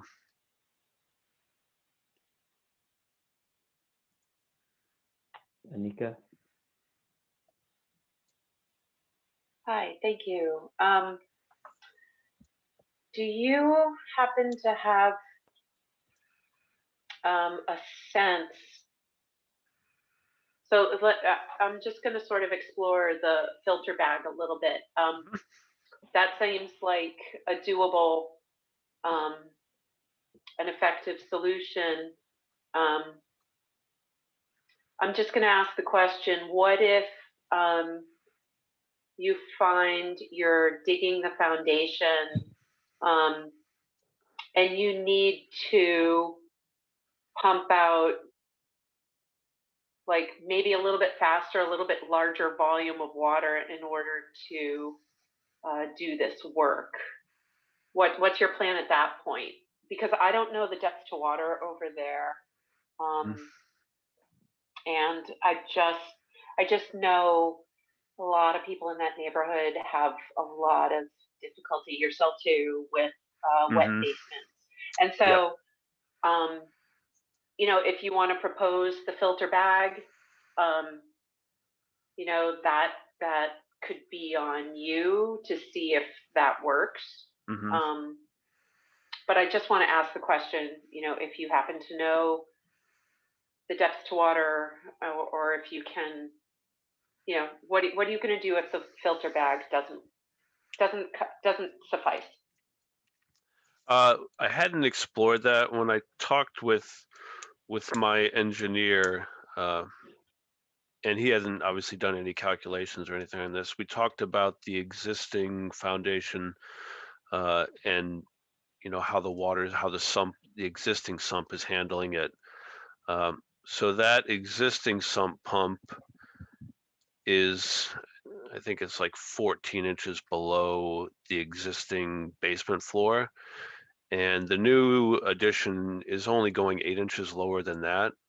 So his thoughts, based on what I had described, he thought that that was very unlikely, that something outside of that filter bag wouldn't work. He said in order to prove it out, obviously you'd have to do test pits and you have to do perk tests and you have to do, you know, a lot of, you know, additional effort out there. But I can certainly go back to him and ask him what his thoughts were. I mean, if it's beyond pumping into a single filter bag, I'm sure the contractor would kind of quickly say, hey, you know what, we can't do this, and they'd have to stop the work, would be my guess. Because they wouldn't have any, I'm sure, additional equipment available in order to continue on.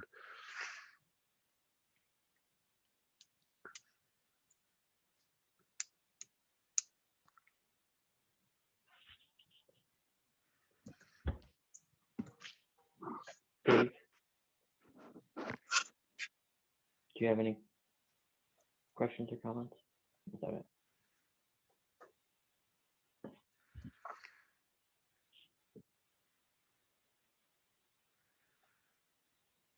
Dave, I guess not. I do. Oh, go ahead. I do have one. I just wanted to know if there was any plans on exit of the sump pump to keep that from scouring and sending silt out towards the wetland area. Whether that's going to be going into any kind of a you know, riprap,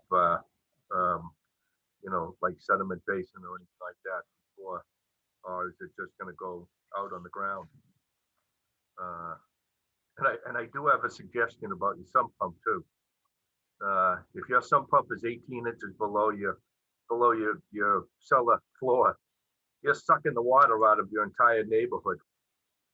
I have a lot of experience with installing those and so forth, and you know, you can have water 365 days a year, 1.5 inches below the bottom of your cellar floor, and it's not going to affect your house. If you're going 18 inches, you have 1.5 feet below your cellar floor, and you're basically drying out the whole neighborhood with your electricity. Feels that way, You're believe keeping me. it dry for everybody else. If you talk to the Evans next door, they would disagree with you. They'd want me to pump out even more because they get a lot of water in their basement. Well, I mean, if you take a head reading, you know, between their cellar floor and your cellar floor, this is probably lower. Yes. If you're even 6 inches below the bottom of your floor, that's a foot of water. Just think of what a foot of water over your entire yard is for volume. It's a tremendous amount of water. that I you haven't don't- had anybody come look at it. I mean, it was obviously there when we moved in. I've replaced the pump itself one time, but I didn't excavate or do anything else. So the water levels remain the same. They can put a cinder block underneath it, but watch your cellar. You have to figure out what the low point of your cellar is. It might be at a point where your cellar is high. Mhm. But, if it's foot and a half below the cellar floor, that's a lot. Yeah, I can have one of the contractors look at it too, and they haven't looked at it in a lot of detail. Yeah. Obviously, because we haven't hired them, but as soon as we do, they will, I'm sure. All right. Martha, do you have any questions? No.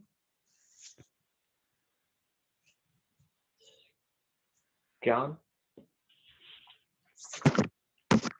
None from me. And Scott? Oh, Yeah, so I think Dave's comment was similar to mine. My one thing that I want to make sure is that I think it makes sense to have some sort of pad or splash pad for the sump pump wherever that ends up discharging. I think you want it away from the house, and then you want it discharging into something so that you don't have erosion. So I think that would be the only other piece. Chuck, do you have anything? The only thing I had about this project, I knew Dave had mentioned the discharge area, and that's brought up, and I'd like to see that handled. But I would like to see a stamped plan presented to the Conservation Commission, at least because this is a notice of intent. So I'm hoping you can get a stamped plan. And since you're making revisions, I'd like to see a north arrow also. But those aren't really about the project. I think the project is well thought out. There's a couple things that came up during, the meeting that we were trying to look at, but outside of that, I don't have an issue. And the filter bags are, they're quite big. And I think if you're going to be pumping into a filter bag, you should be fine. If it blows out, as long as it's far enough away from the wetland area, you shouldn't have a problem. And it's really easy to notice when those things are backing up.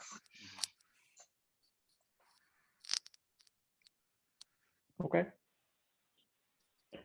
All right. So I agree with Chuck. I guess I don't see on the. I know the last one. I thought the last one was maybe it was stamped, but I agree we should. It was, there, yeah. I'm we should, sorry, I forgot to get this one stamped, so I'll get that back to you guys right away. Great. And so I would agree if we can add the north arrow and then just add where the sump pump would discharge to and like an area outside of that. I think I don't know that I have any other items here.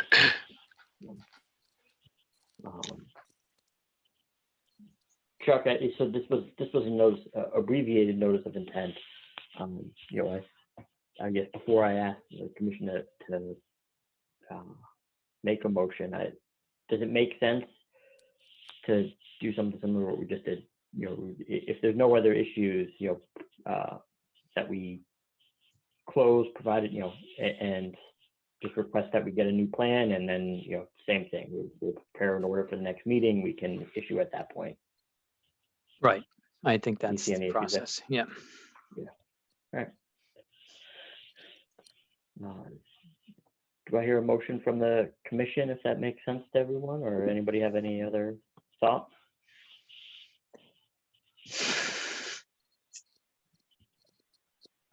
I make a motion to close 38 West Crop, abbreviated notice of intent, with the provided changes that have been requested, and to prepare in order for the next meeting. I'll second that motion. Michael Flynn in favor? Anika Scanlon in favor. David Panett in favor. Martha Moore in favor. Scott Keefe in favor. John Sullivan in favor. All right. Thank you very much, Sean. Great. Thanks, everybody. I appreciate it. Have a good night. Thank you, you too. All right, we'll continue right along. We'll move on to 77 Arcadia Ave. This is the opening for a public hearing on notice of intent filed by Joseph Bankovich under the Massachusetts Wetland Protection Act, Chapter 131, Section 40, and the Reading Wetland Protection Bylaw, Section 7.1. The applicant is seeking to construct an in-ground pool, paver, patio, fencing, and limited site grading within the riverfront area. There are minor proposed site grading changes associated with the project. Additionally, there are no trees to be cut or removed as part of this project.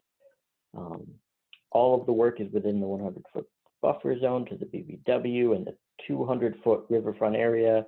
The application plans can be viewed on the Conservation Division page under the current project. This is map 14, lot 48, and DEP. Do we have a file number for this? Jack, I don't know if you know, or Chuck. We received one. For 2700741. Yep. 2700741. All right, we'll turn it over to Jack. Great. For the record, my name's Jack Sullivan, owner of the Sullivan Engineering Group, and my client, Joe Bankovich, is on with me tonight. This project is at 77 Arcadia Avenue. And as you stated in the introduction, we're looking to construct an in-ground pool, a paver patio, fencing, and some limited site grading, all within the 100-foot inner riparian buffer zone. And as you can see, the entire site falls within the 200-foot riverfront zone. So under Mass DEP policy, this is considered an exempt minor activity. Within the riverfront area, conversion of lawns to decks, sheds, patios, or pools that are accessory to a single-family home are exempt as long as the house was constructed prior to 1996 and that the activity is located more than 50 feet from the bank. So as you can see, we situated this pool in the patio to be at 51 feet from the bank. This house was constructed, I put a note on the plan, in 1956. So we meet those two requirements. And the area of the pool and patio is going over a lawn area. And as we noted in the notice of intent filing, there's no trees to be cut. The proposed pool will be sited basically at the existing ground grade. So it's really just some transitional grading off the back side of the pool that will stay a lawn area. I do show construction access off the left-hand side of the driveway, and I extended the erosion controls from the front property all the way along the limit of work line, so that when vehicles enter and exit, that there will be erosion control in place. I do not show any soil stockpile areas because there will be no soil stockpiling. Everything that will be dug out will be removed directly. We don't really have any area to stockpile. I'll turn it back to the commission for any questions you might have. Jack, just before they start, can you cite that that section in the Wetlands Protection Act again? Sure. It's actually in your notice of intent application. Yeah, I just didn't want to open that. Oh, okay. Yeah. Yeah, I missed it. Okay. Yeah. It's page 22 and 23, what I submitted, but I just gave, it's like a summary: exempt minor activities in riverfront areas and buffer zones under the Wetland Protection Act, but I included it in the submission just so the commission could see why we think. So basically we're exempt from state, not town, you know. We did file with the state anyways. They did. So you don't have the 310 CMR 10 point, that's in the notice, which I'll grab. I do not have it. Okay. I think it's section section 10.586. Yeah, it would have to be in the 5.8. Yep. Okay. 10.58 subsection 6 or whatever that means. So that's basically what we're looking to do here.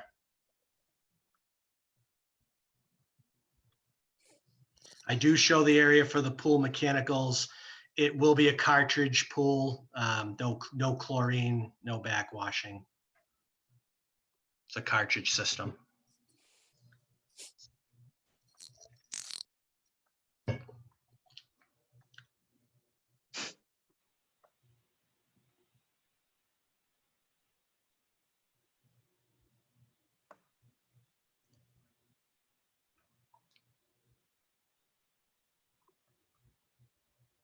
Mike, if you're talking, I can't hear you.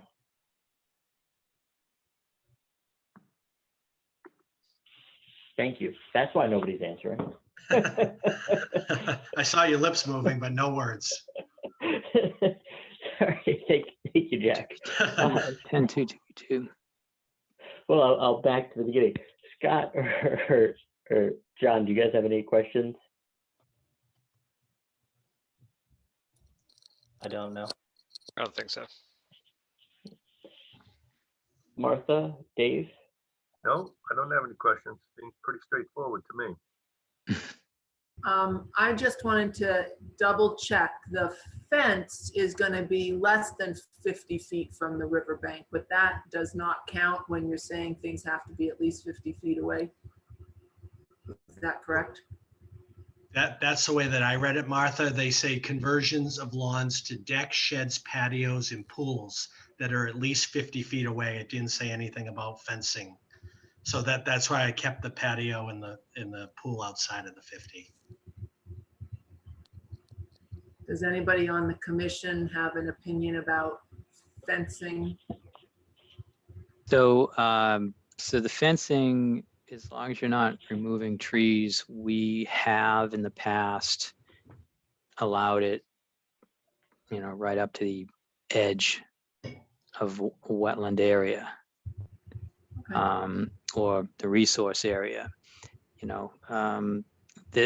but that comes with a caveat where it was on grass or it was gravelled or it was developed. So if this fence is in a natural area or a zone of natural vegetation and that isn't historically grass, then there's more discussion that needs to take place with that.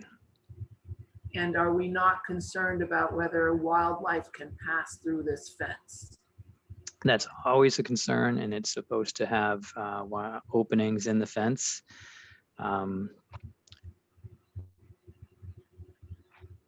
For such. So is this a? Yeah. So that same standard would be fence held for any fence that we do.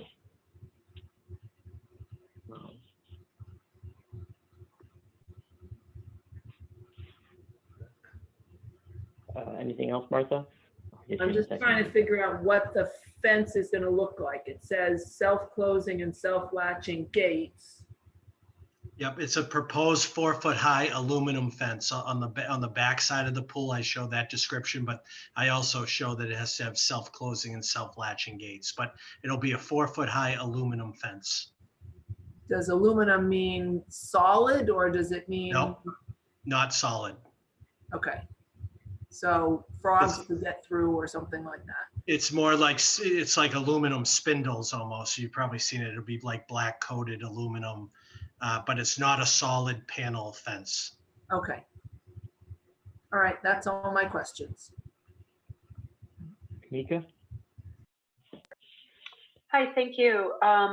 Outside of the proposed paver patio, is that just, I'm sorry if you already said this, is that all just going to be turned into lawn? I believe so, unless Joe has something else he wants to do. I'm seeing it just going to be loam and seeded.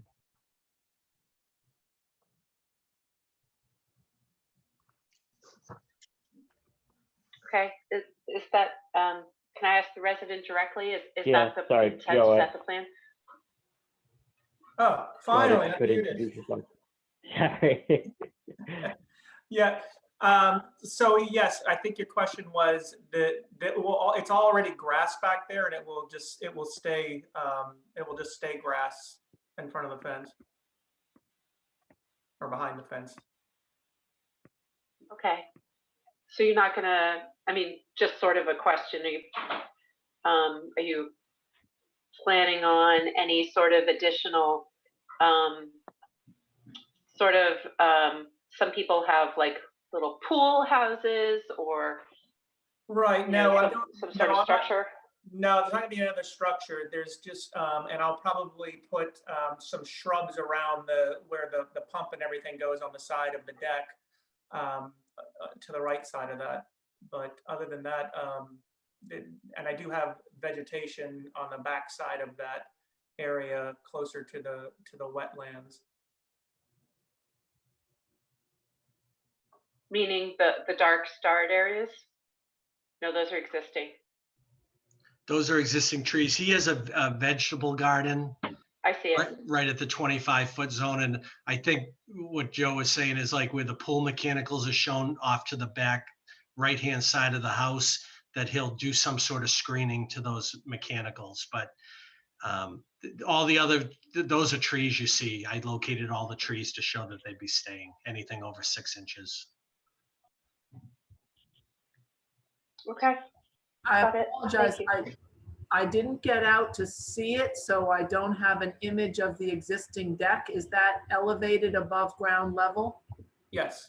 So if you were gonna store pool things, you could store them under that existing deck anyway. Yes, I could, yep. Okay.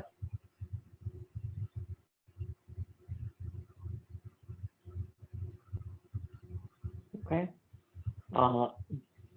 Jack, I think the only question I had is, do you see any need, I think in some projects that you've come before us and others that, with the pavers, is we've put in like a drip trench or, some sort of gravel trench around the outside of the pavers. Do you see any need for that here, or? I didn't. I thought of adding something like that. But he's using, with the paver patio, with the spacing in between the pavers. I don't, you're not going to get that much. It's not a huge patio area. You can see he has some seating on the left side, but he basically kept the minimum along the other edges of the pool. So it's not a large area. I don't think it would make too much of a difference. Okay. Chuck, I can tell you're diligently looking up. No, I was just trying to regulations. understand it. I've heard of that before, but I've also, in redevelopment, there has to be an improvement. I know that was, it got me a little bit by surprise on that, but I do see what you're reading. I don't understand it though, because it does say outside of the resource area and solely in the buffer zone, and riverfront is resource all 200 feet. But like counterintuitive. yeah. So outside of that, what's the improvement that you have as part of this project? Because that's one of the hurdles in 1058 and redevelopment. Well, I think DEP specifically provided these minor activities to avoid having to show those standards in the riverfront. Usually I show plantings or stormwater, or you try to set aside some areas of conservation restriction, so this allowed areas that were already previously disturbed, such as lawn areas. They gave some flexibility and exemptions if you stayed outside of the 50 feet setback. They felt that provided enough protection that they'd allow the conversion. So I don't think we're under any sort of performance standards in the riverfront where they allow this minor exemption. That's the reason they put that in place. That's why I actually included it in the filing, because at first I started going through, okay, what am I going to have to offer, this and that, but I didn't even have to file with the state. I just had to come under your local bylaw, but we did both. as you can see, it's exempt. So if it's exempt under the Wetland Protection Act, I'm really only here under the local bylaw.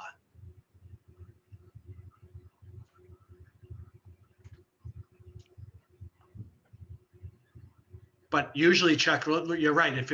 If we didn't have this exemption, I'd have to show how I meet the riverfront standards, which can be pretty tough to meet in some cases.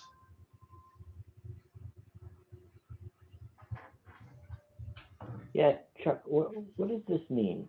That as long as they are located in the riverfront area or buffer zone, but not within any other resource area? So it says that minor activities 10(2)(b)(2) within the buffer zone and outside of any specific area, outside of any area specified in 310 CMR 10(2)(1)A through E. And you'll look at that, and A through E is in the front of the Wetlands Protection Act, and A through E would be bank, freshwater, coastal wetland, beach, dune, flat area, marsh, any swamp. And then the last one, E, would be a flood zone, but F is not mentioned, and that's riverfront. So it, that's what I was trying to.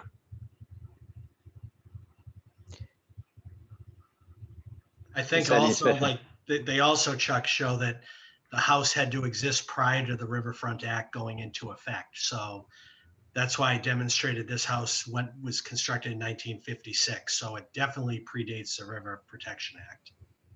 So there's two thresholds: the date of construction, three, and that it's an existing lawn and that you're over 50 feet away. So it's basically that they spell it out that way, how that exempts you if you meet, if those are the three criteria you meet.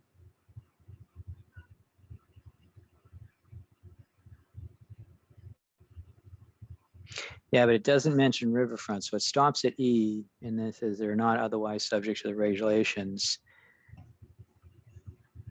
So that means that although this is a minor activity, I think you do have to meet the improvement. So how do you read that? Because it clearly says outside of any specific area in 310 CMR 10(2)(1)A through E are not otherwise subject to regulations under 310 CMR 13140, or solely in the buffer zone. Let me just read a little bit more. Chuck, are you able to share the regulation, or are you looking at a different? No, it's on my iPad. Yeah, I know. Yeah, okay.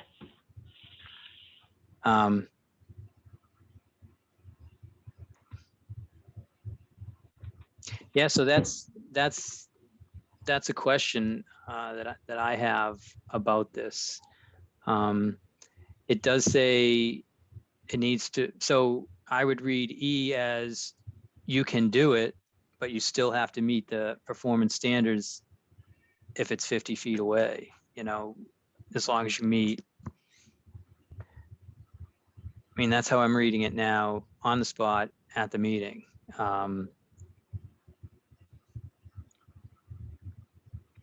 Isn't there, I guess you guys didn't propose any plantings. Now, Jack, you said you looked at this. Did you look at that part? Did you look at it in depth like that? Or did you just go to, it says pool, and that's an exempt activity 50 feet away? I started doing this just like I do any riverfront. And I said, oh boy, we got an issue because right in the, with new, if it was considered construction, the first 100 feet is a no build zone. And the only time you can go within that 100 feet is if it's a degraded area, meaning it's a paved, there had been pavement that you can't go further in. So I actually, when I reached back out to the client, I said, we're going to have to offer plantings, drainage, all this stuff. And then as I read more through this act, I remembered some other pools I did in the past where we had this exemption. So that's why I included this language for the exemption. And I think that there's a reason the state allowed this exemption. Is because there were people who had previously disturbed sites within 100 feet to bank that were on grassed areas, and they view these pools and decks and porches as minor. If it was an addition to a house, you wouldn't be exempt. Then you would have to. But they specifically called out the activity that would be exempt that they feel are minor, and this is one of them. Yeah, I just an in-ground pool, I don't see how they're calling that minor. But, you know, we learn different things every day from DEP, but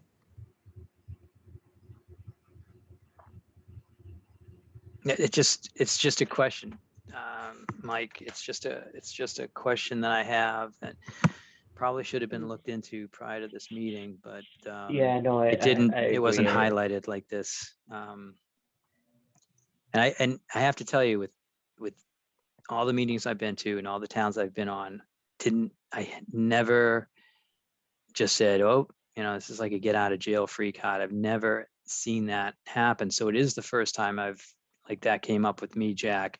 Yeah. And I've watched other things in Andover and whatnot, sports courts within the 50 feet on what people call previously disturbed area, which is lawn. They've always asked for some sort of improvement or some, you know, to improve the area somewhat. Right, but see that you brought up a point there. That would be a sports court in addition, something big. In lawns not considered a degraded area. Degraded's like a paved or concrete or. I've run into this before. I did a couple projects on Longwood Road behind this site. And I was very limited on where I could extend additions out to. They could only go out to areas that had been previously paved. So when you get into lawn and you're saying not degraded, what you need to do is look at that improvement section. This is not our project here, but I'm just going to let you know that most commissions would look at that and say, you're telling me that a sports court is better than a lawn because you're replacing those two pieces within the 100-foot buffer.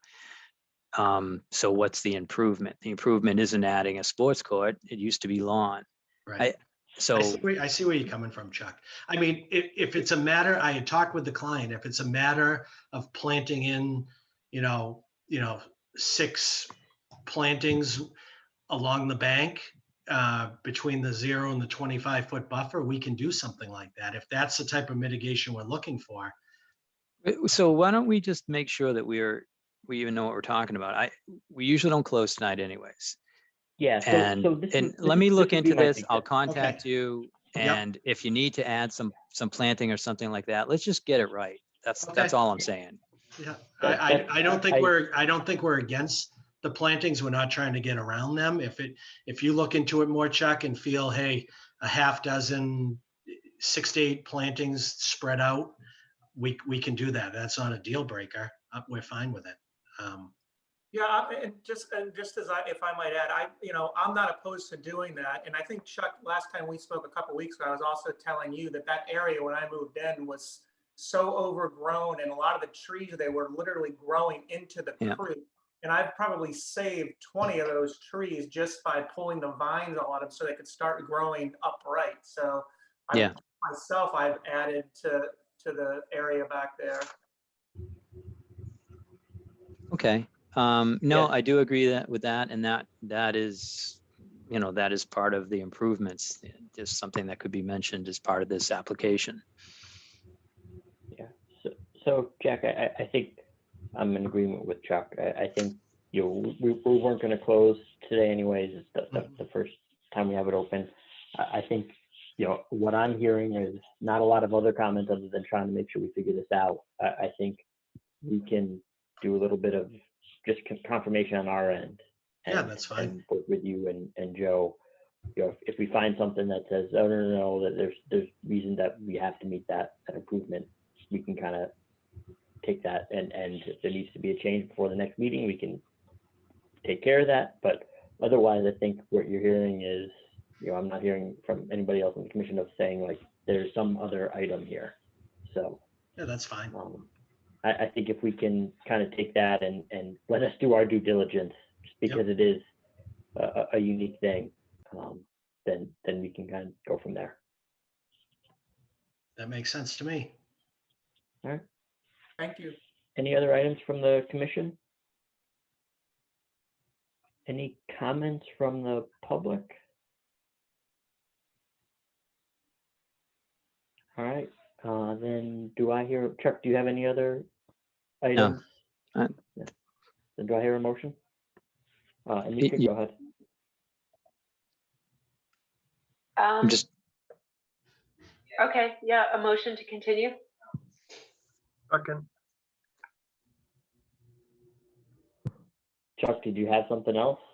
I was just going to make sure everyone was caught up on that motion to continue to the next meeting. Okay. Yeah, Mike Flynn in favor? Anika Scanlon in favor.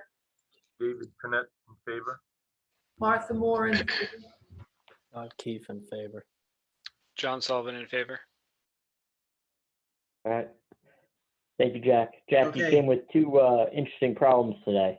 Tell me You're about it. keeping us on our toes. I know. All right, well, thank you, guys. Thank you Chuck, very I'll talk to you this next week on this. All right, thanks, Jack. Okay, thank you, guys. Have a good Have a night. good one. All right, good night.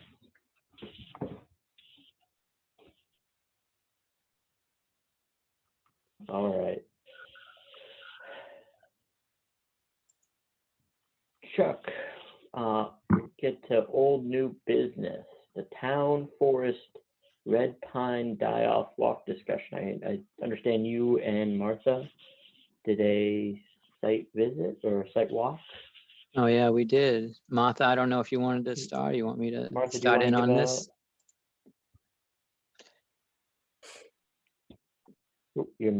Yeah, we met at Stroud Ave and walked in, and you can see the 4 orange blobs that more or less represent the location of red pines that are dying. And we looked at them, and we looked a little bit at the place where they had done some clearing of red pines previously. Yeah, that's going to be over here. Yeah. And yeah, it's very clear that the pines are not in good shape, and the consultant that was there was saying that it has a scale insect and it has a fungus that's attacking them. And so it makes sense to take them down and let some new growth fill in. They're talking, there's probably oaks and white pines that already are there that will grow bigger, but they were also talking about particular species that they might plant, and timing the removal of the trees to allow the existing white pines to shed their seeds at the same time that they were clearing the trees, so that there would be a lot of new growth potential. Chuck, if you have more. Sure. So the Town Forest Committee is doing a very preliminary evaluation of the town forest. They did a tree forest cutting plan 2 years ago. And I had been out there maybe 3 or 4 months after it happened. And my process was just to make sure that everything was returning back to where it was. But I hadn't been out there probably in a year.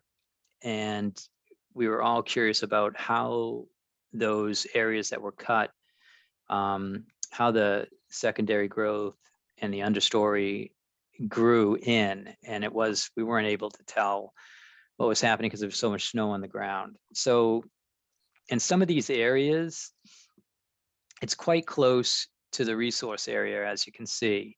And there was a 25-foot imposed on this cutting from us and a 50-foot imposed on in the forest cutting plan from natural heritage. And that's going to have to be sorted through, because in a lot of these areas, there's dead pine that's really close to these paths.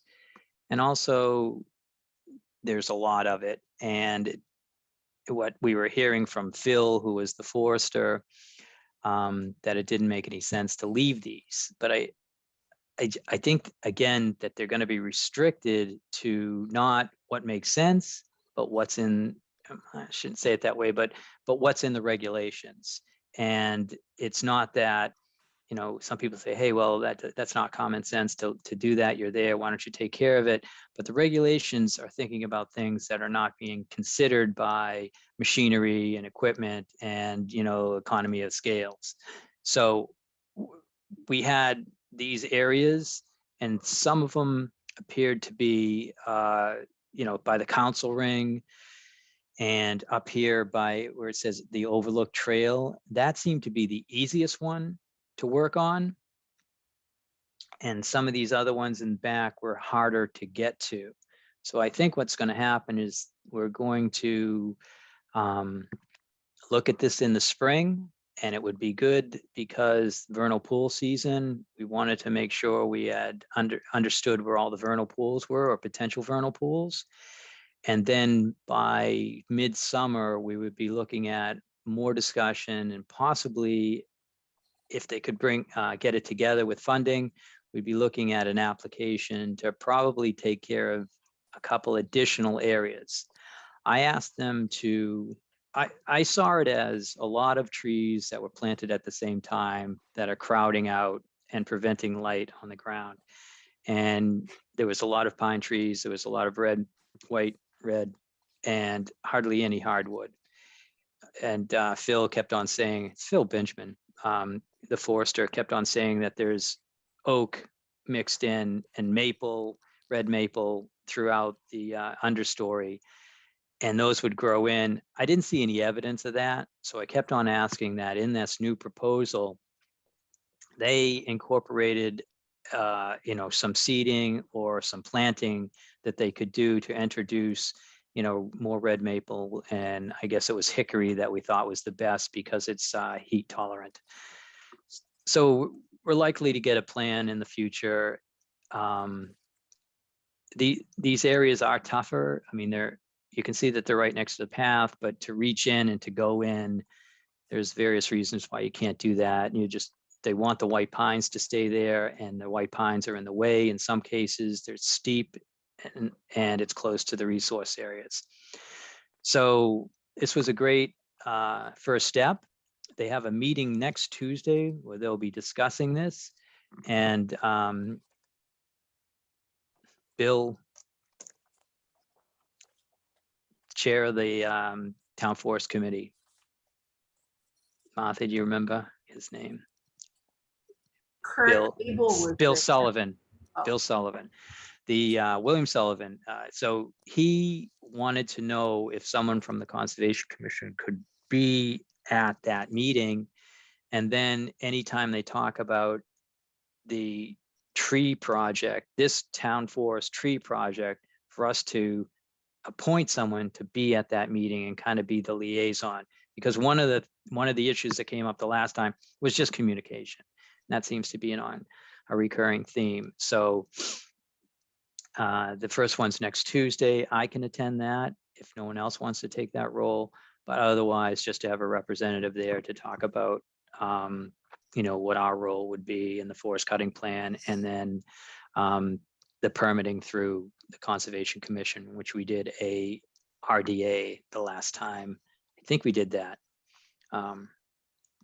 So that's my report.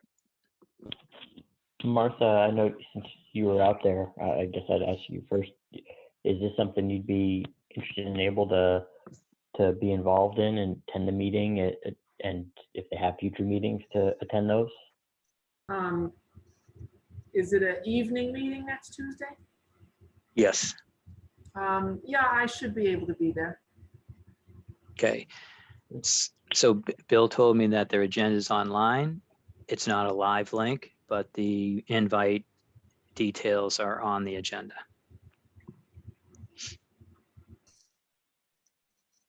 So I need to look online for the agenda with the, For the Town Forest Committee, yeah.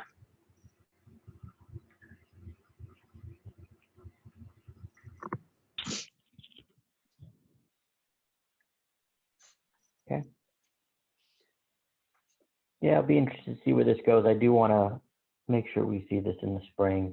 You know, I was out there quite a bit in the the fall and winter prior to this snow being on the ground. And I'm interested to see the areas that have been worked on and how that's starting to look and what this whole thing. It's very open, and Yeah, it's going to that was become. my take. There's 3 spots around the council ring where they actually did work at the last cutting. You know, so I think we, People are walking not across us. it now. They need to understand what they're, you know, what it's going to look like, what they want it to look like. How often are they going to keep going back in there because the red pine is dying out? There was some of these areas where it wasn't evident, but Phil Benjamin kept on saying that it's going to happen anyways. I asked him to move those ones to the back of the list because we had so many others to choose from. And the reason why that the scale and the fungus are able to take hold, according to Phil, is that they're stressed because of the close proximity of all the trees.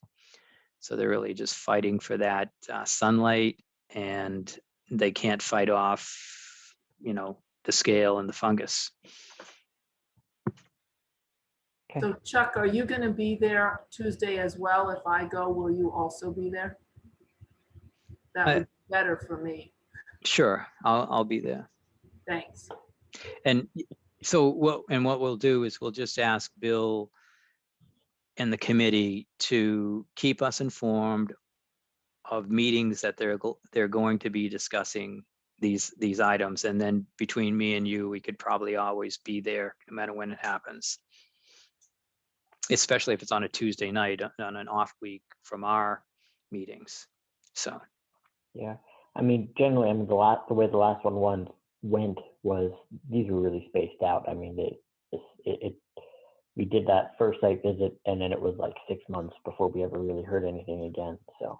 So one of the exciting things about this is I think it's going to go a little bit quicker because there was the possibility of getting a grant the last time, but they had missed the window, and they're going to check into that right away. And so that would speed things up a little bit. Having a grant would be great, you know, to add some money to it, and maybe to, you know, get some saplings or something to, you know, out there instead of just you know, having hoping seed. that the understory comes up. Well, I think we should have a better plan than that, unless we go out there in the spring and see that understory really take off. Yeah. Okay. So yeah, it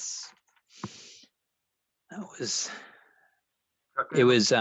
there's no trail. There's no trail. It's not plowed out there. There's a kind of a bison path about 1.5 feet wide all the way through there. But you know, people are using it. So if you want to go out there, it's possible. Chuck, I have a question on this. I know that you said that the areas of cutting, there's a couple of them that are really adjacent to wetland area and sensitive areas. Has anyone considered horse logging to do these sensitive areas? I think the reason why you can't, so obviously, you know, in that circle of life, a tree on the ground provides habitat, food, and nutrients. And I think what Natural Heritage is worried about is not only the compacting of the soil, which probably gets around to what you're talking about, but just taking away that layer of protection that was out there. So I think it's twofold. They did talk about not horse logging, but they just said, what if we just drop a bunch of these trees and then cut them up so they are actually touching or they're in contact with the ground. And of course, it turned into how would the public perceive that? You know, all this, you know, what's that called? Bucking, all that, you know, slash on the ground, everything bucked up. And so that might be a conversation that comes up in the future. You know, they, if you just drop them, that it really flies in the face of succession forestry as well. It almost defeats the purpose, other than dropping the trees that are beyond their mature life and expectation. Then it really is not in keeping with proper forest management and succession forestry. It defeats the purpose of it. yeah, that didn't come up with Phil. Well, I mean, you know, it is about the lowest impact you could get. You could get in there to those sensitive areas and cut the trees down and actually skid the trees out into an area where you can actually then grab them with machinery and do whatever you want to remove them from the forest. But you can still cut them down and actually get them out from those areas with someone that does horse logging. And it's actually better to do it at this time of year than it is. Maybe, yeah.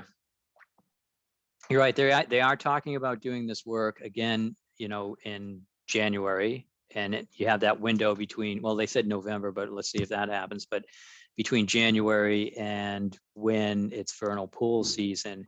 And I think that if you wanted to do some horse logging, and that's something that you brought up, it would, as long as you didn't take everything that you dropped, it may work out. But again, natural heritage doesn't, they just tell you what to do. They're not taking your comments into consideration.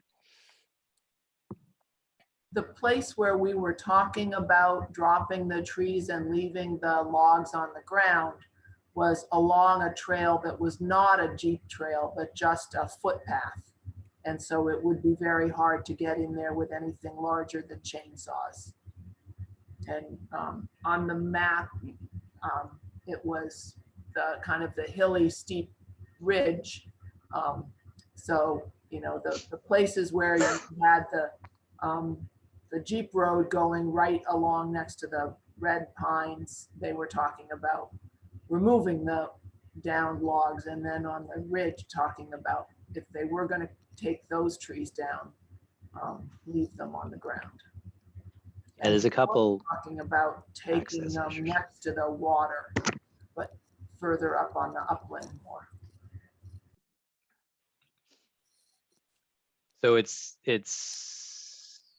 I guess it's starting again, and we'll just keep the commission informed. I think we have, between me and Martha, we can manage, you know, whatever the commission liaison part of it.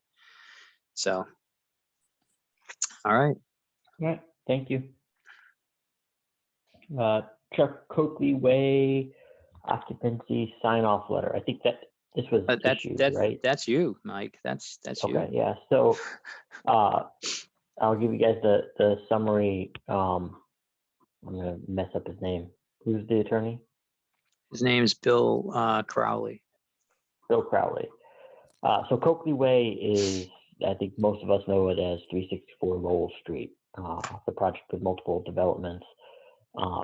Basically, like many other projects, they had come to us and said, you know, we're going to be, you know, finishing up, you know, and looking for certificate of occupancy for our last home, you know, coming forward. And the way our language is written is that we don't give the certificate of occupancy until we've had the ability to review and inspect. And that was going to be happening, you know, in February with snow on the ground. So what we asked Mr. Crowley to do is put together a letter essentially saying that, you know, if we issue this occupancy, that the applicant is, you know, still going to be subject to a review in April when we can get in and look at that wetland, the recreated wetland area, the area where they're fixing up, the area where they were getting rid of the invasives, and that they need to, you know, essentially respond to our comments at that time. You know, this seemed like a good compromise to some of the things we've been getting recently, where we get a call at the 11th hour and it's like, we need this certificate of occupancy. Are we all set? It's like, whoa, we haven't seen anything. We haven't, done anything. So I have the letter, Mike. You can talk and I'll put the letter up. yeah, that's great.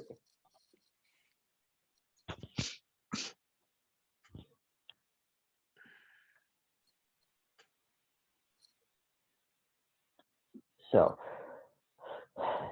basically what this is saying is, right, what typically happens on a lot of these, and Chuck, I don't know, you've explained this process to me much, but is basically everybody signs off except for us. Everybody turns to conservation and says, well, can you sign off? And we say, well, this isn't done. And so what we were looking to have is an opportunity to have some sort of something on the record to say, this is going to be the process moving forward. I think some applicants, including this one, have said, well, if anything ever happened, you could always, you still have the bond, you could still have this. And, I think my take has always been like, the bond is not, we're not, we'd have a tough time doing stuff with a bond because we're not great at getting stuff done. We want to see this from the applicant. So, while it is great to have as leverage, what I want is some sort of commitment from them. So Chuck was able to, I was able to talk with Mr. Crowley to get this together. Chuck did a good job kind of helping craft some additional language here to be something that we can be comfortable with. And Chuck, did this date end up getting signed, or this is coming up on the 19th? What is the significance of the 19th? It just says closing scheduled for the 19th. Oh, have we issued sorry, the occupancy? So we've issued the certificate of occupancy, and there's and this letter suffices for us. I mean, I could ask Bill to sign it, but I think that it's usually lawyers are that's not an issue with it. That's not what I've seen, but I can ask him to sign a letter and send it to us. I'm sure that's not a problem. The only thing that ended up being an issue here is, unfortunately, the last house sold in a time where we couldn't review the wetlands, and I asked them to hold off. And that worked through November and December, and then we got into January, and it's like, what, this doesn't make any sense anymore. I didn't say that, the owner did, and his lawyer. So this is what we came up with. I think this will work. I don't think that we're going to have a problem based on how it's worked before, but I think we are going to go out there and find out there's invasives, there's trash, and maybe we're not happy with the replacement of some of the trees. So, this is one part of what we have, and we also have a bond if needed to get some of that stuff accomplished. Like I said, I was talking to Bill Manuel, and I said the last time I remember talking about this is, he said everyone stopped at this point of the clean out because there was a bee's nest over there, and you could see there was a big mound. I want to specifically go back in that area and make sure that last half was taken care of. There's nothing new. It's our last opportunity to look at the stream and make sure it flows correctly. There was invasives on the other side that we talked about. Don't remember Bill getting back to us. As a matter of fact, Steve, the contractor, was the one that kind of took over Bill's roles. I mean, we stopped getting environmental reports, and this is what I was worried about when we use the consultant that works with the contractor. We just didn't get that attention where he didn't see it as a job. So anyways, Steve took over. It was kind of easy when we did that site visit and placed the trees. Steve was in charge of that. So anyways, that's good. I don't have to beat this to death, but I think we have a good letter. It's an additional step that we're always trying to get creative when occupancy has to be signed and the commission's not ready to do the certificate of compliance or can't do a walkthrough. Okay. All right, thank you, Chuck. Vote to accept Lot 2, 102 Haverhill Street, Chimney Hill Real Estate. Chuck, do you Yeah, want to so- explain this one? This is accepting the conservation, well, accepting the land, right? Yeah, so we're initiating a signature chain, and as part of that signature chain, this let me share the screen quickly. This letter is in it, and we're the commission at 102 Haverhill Street, which is Mark Hall, the Mark Hall site, which was that site that was supposed to be originally two houses, and it turned into one house and a very shallow backyard, and we flipped the deck around to the side. They have deeded or transferred the 12 point something acres of land, actually might be in here, to the town of Reading, it's Conservation Commission. And we are voting to accept that land and to approve this deed.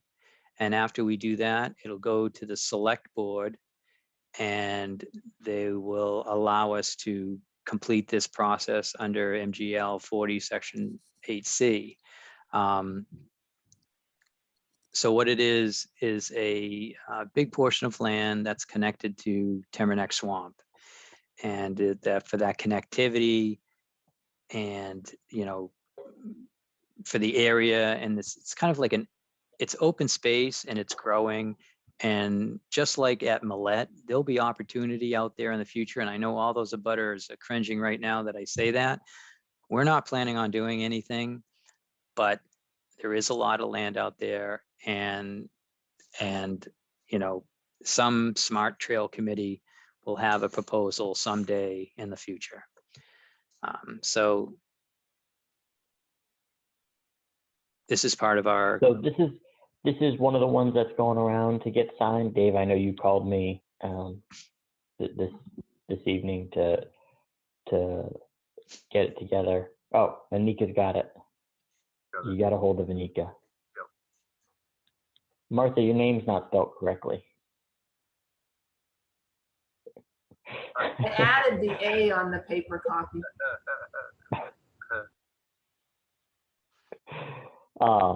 Okay, so this needs to get around. I'm currently, I've got children with fevers, so I'm limiting contact. So I don't want to be the person that drops it off last until we actually get some test results back. But you know, Anika, I don't know if you have a plan to get somebody else, drop it off at somebody else's place next, or what the case is. But I want to make sure we get this around so we can get it back to Chuck by Monday. Yeah, it looks like besides you, Mike, and that's a great idea, we'll get it to you last. There's Carl, John, and Scott. So I don't know if one of you wants to email me your email, your mail, your address, and I'll drop this off at your house, and we can take it from there. So I signed it and it's ready to move on tomorrow.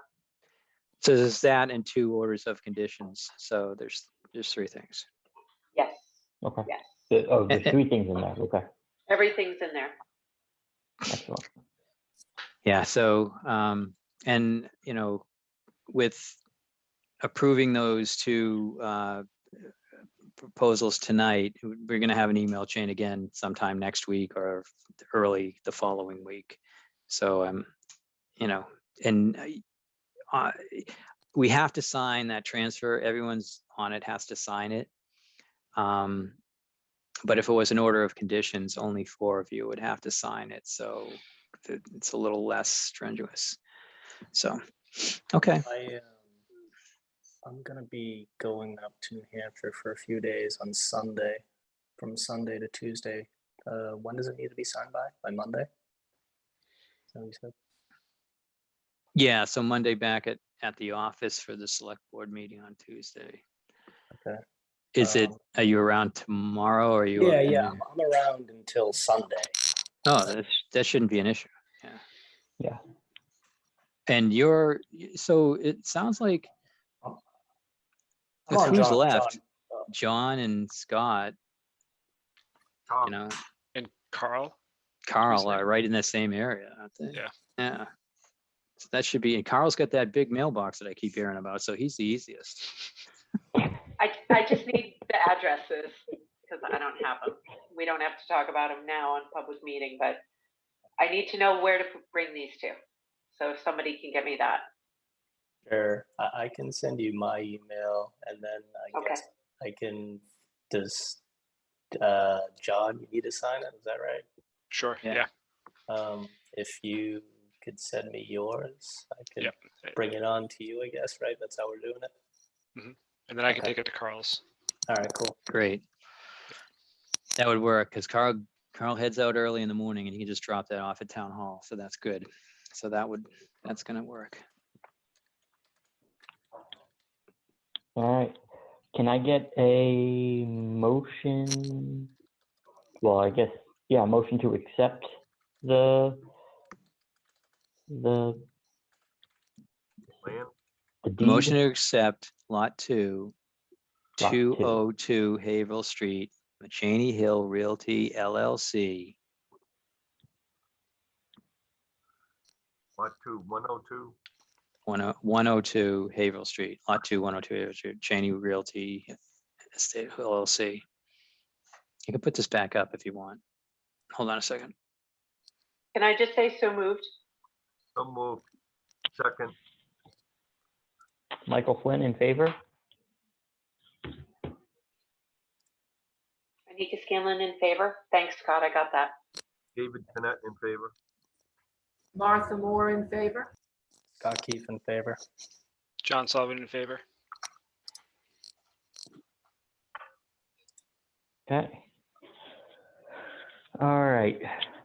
Review of the stormwater bylaw changes. So some of you may have noticed Chuck sent around a revision that came from town council in regards to changes to the stormwater bylaw.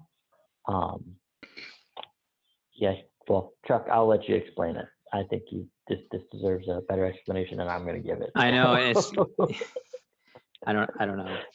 So section 7.9 of the town bylaw is where we have our stormwater bylaw. And to backtrack a little bit, in 2003, the MS4 permit came out. It was just revised in 2016, but it was immediately, brought into court. And in 2020, the revisions that came out of that court case were incorporated into the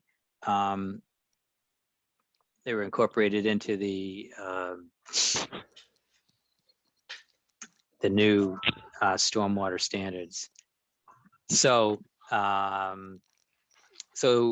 we're going to sponsor, well, no, we're not going to, but the CPDC will sponsor a warrant on the revisions, and Myers and Harrington, our town council, has worked with town staff to get these revisions.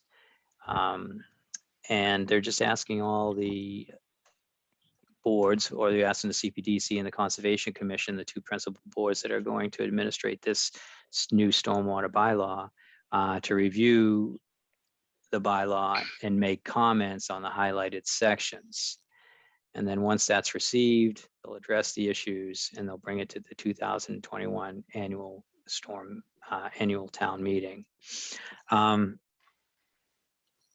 So what's happened is that the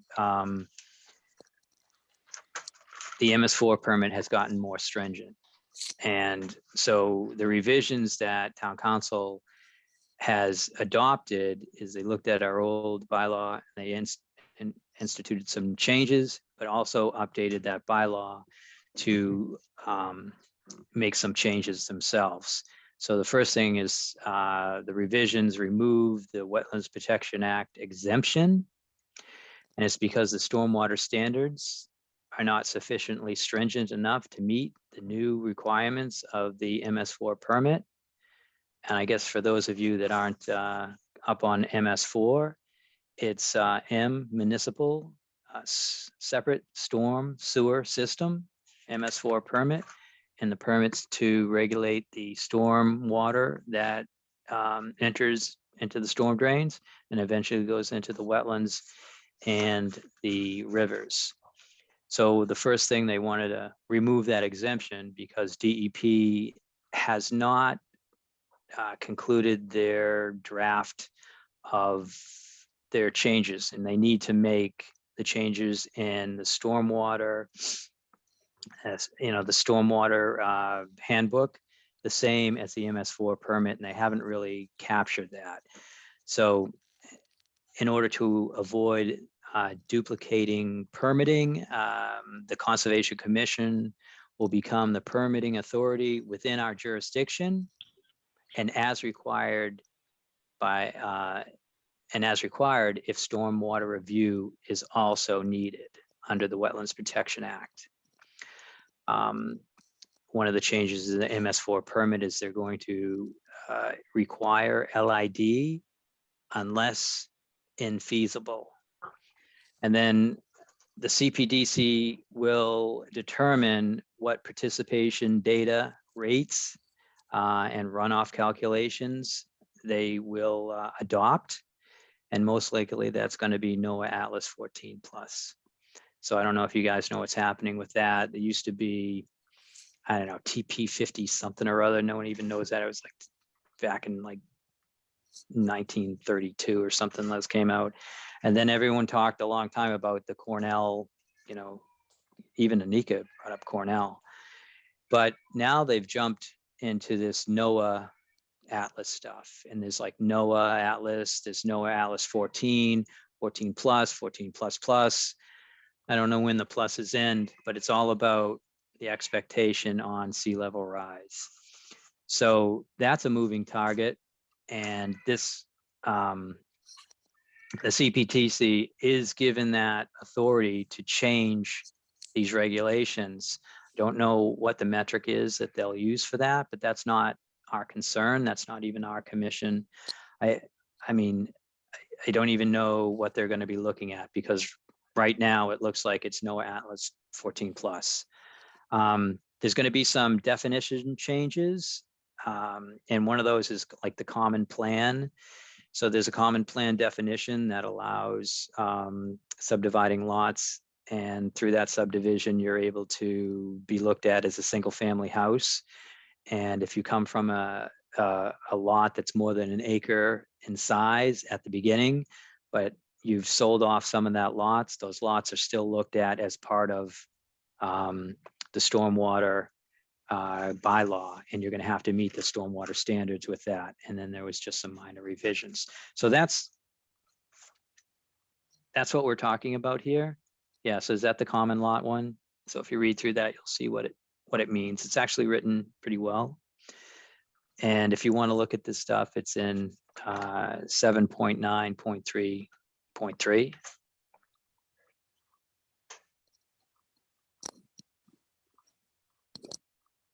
Yes, this is the one that we care about the most.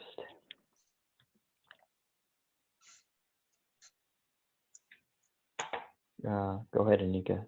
Are you muted? Yeah, I just unmuted myself. So you said you recommend we go to 7.9 what? I'm sorry, I can't see. 7933 in the draft bylaw that was sent around. Okay, can I ask a question? My phone is like this big, so it's still this big. So I just had to ask. Can I back it up? I have two questions. I was looking through the memo that was sent. I assume that's what you're looking at because it includes all the regs and the proposed changes. Chuck, can you just clarify, this is specifically for projects that are 1 acre or bigger, correct? Yes, yes. Okay, and the second question is, I saw on page 4 of 21 of the memo, 7925.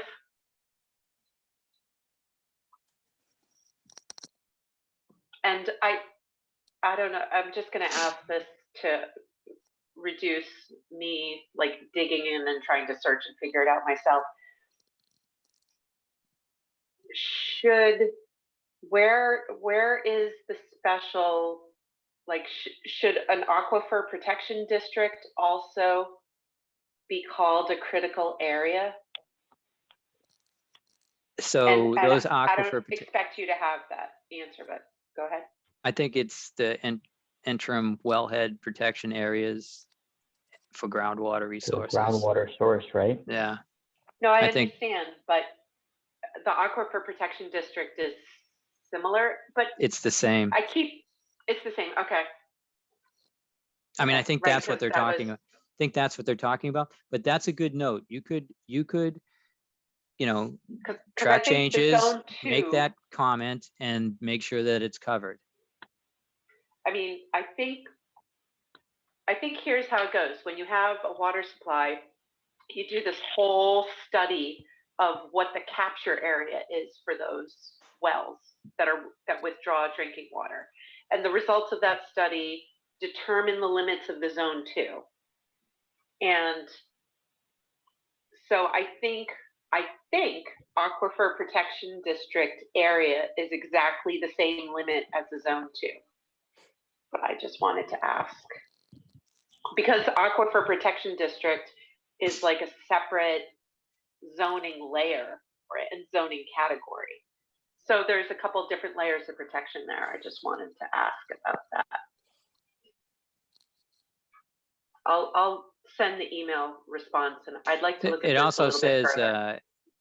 yeah, it says a recharge area for public water supply. That's exactly what those are doing. That's our, aquifer protection district. I think it's covered in zone 2, but make that note and verify. So sometimes for some people, they don't know that one equals the other. And so they might say, oh, there's no zone 2, so we're all set. Because the APD doesn't show up on a zone 2. Actually, it does. I'm sorry, it does show up. Never mind. Just trying to make sure we're covered. That's why they go to the CPDC or the Conservation Commission. So what's going to happen here is, we have our stormwater standards, but now we're going to have the stormwater bylaw also. So this is something, if this passes, that the commission is going to have to make sure because the stormwater standards are not up to the same level as the stormwater bylaw, because the bylaw is meeting the standards of the MS4 permit. Sure. And that's the whole problem. That's why, we're going to be doing two things, but I guess if they met the MS4 permit, they would most likely meet the stormwater standards. And again, these are disturbed areas over an acre.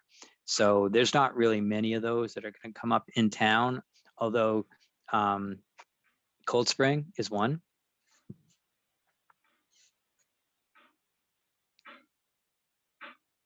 Okay. I mean, I'm just giving you an example of a real life area that this would have Applied to. been something that, it would have applied because it came to conservation. We reviewed it under stormwater. So CPDC wouldn't be looking at that project under the stormwater bylaw. We would. And we would have to make sure that they met these standards as a conservation commission. So Chuck, kind of talk me through how that's gonna happen. Like, would we take up sort of administratively, like we're gonna have a meeting or not a meeting, but a hearing on an MS4 permit, and then have our discussion with that kind of title and our comments and then, do you know what I mean? Like administratively, do you think it has to be even that? So administratively or- is, yeah, I think that we will, so these are only permits that come to us, you know, initially because they're in our jurisdictional area. So they're coming to us anyways. But we'd Anyway. have to make sure that they meet this criteria. And then, you know, I don't know what the sign off that the CPDC is, but the sign off for the stormwater standards in the notice of intent, or the notice of intent, or the order of conditions is just simply checking off, you know, that, you know, you have your stormwater report, which I'm going to say is going to be the same thing. And then you just make it, you check off that they, you know, that they've met that. They have to meet it, and then that they did. Chuck, should we be asking like Julie that they've got a similar process for, you know, that the CPDC has a similar process there, so that we're being consistent between the two when we are looking at it at this level? I could ask her how they facilitate the approval for their stormwater and erosion control bylaw. Yeah. I mean, obviously it's in their decision.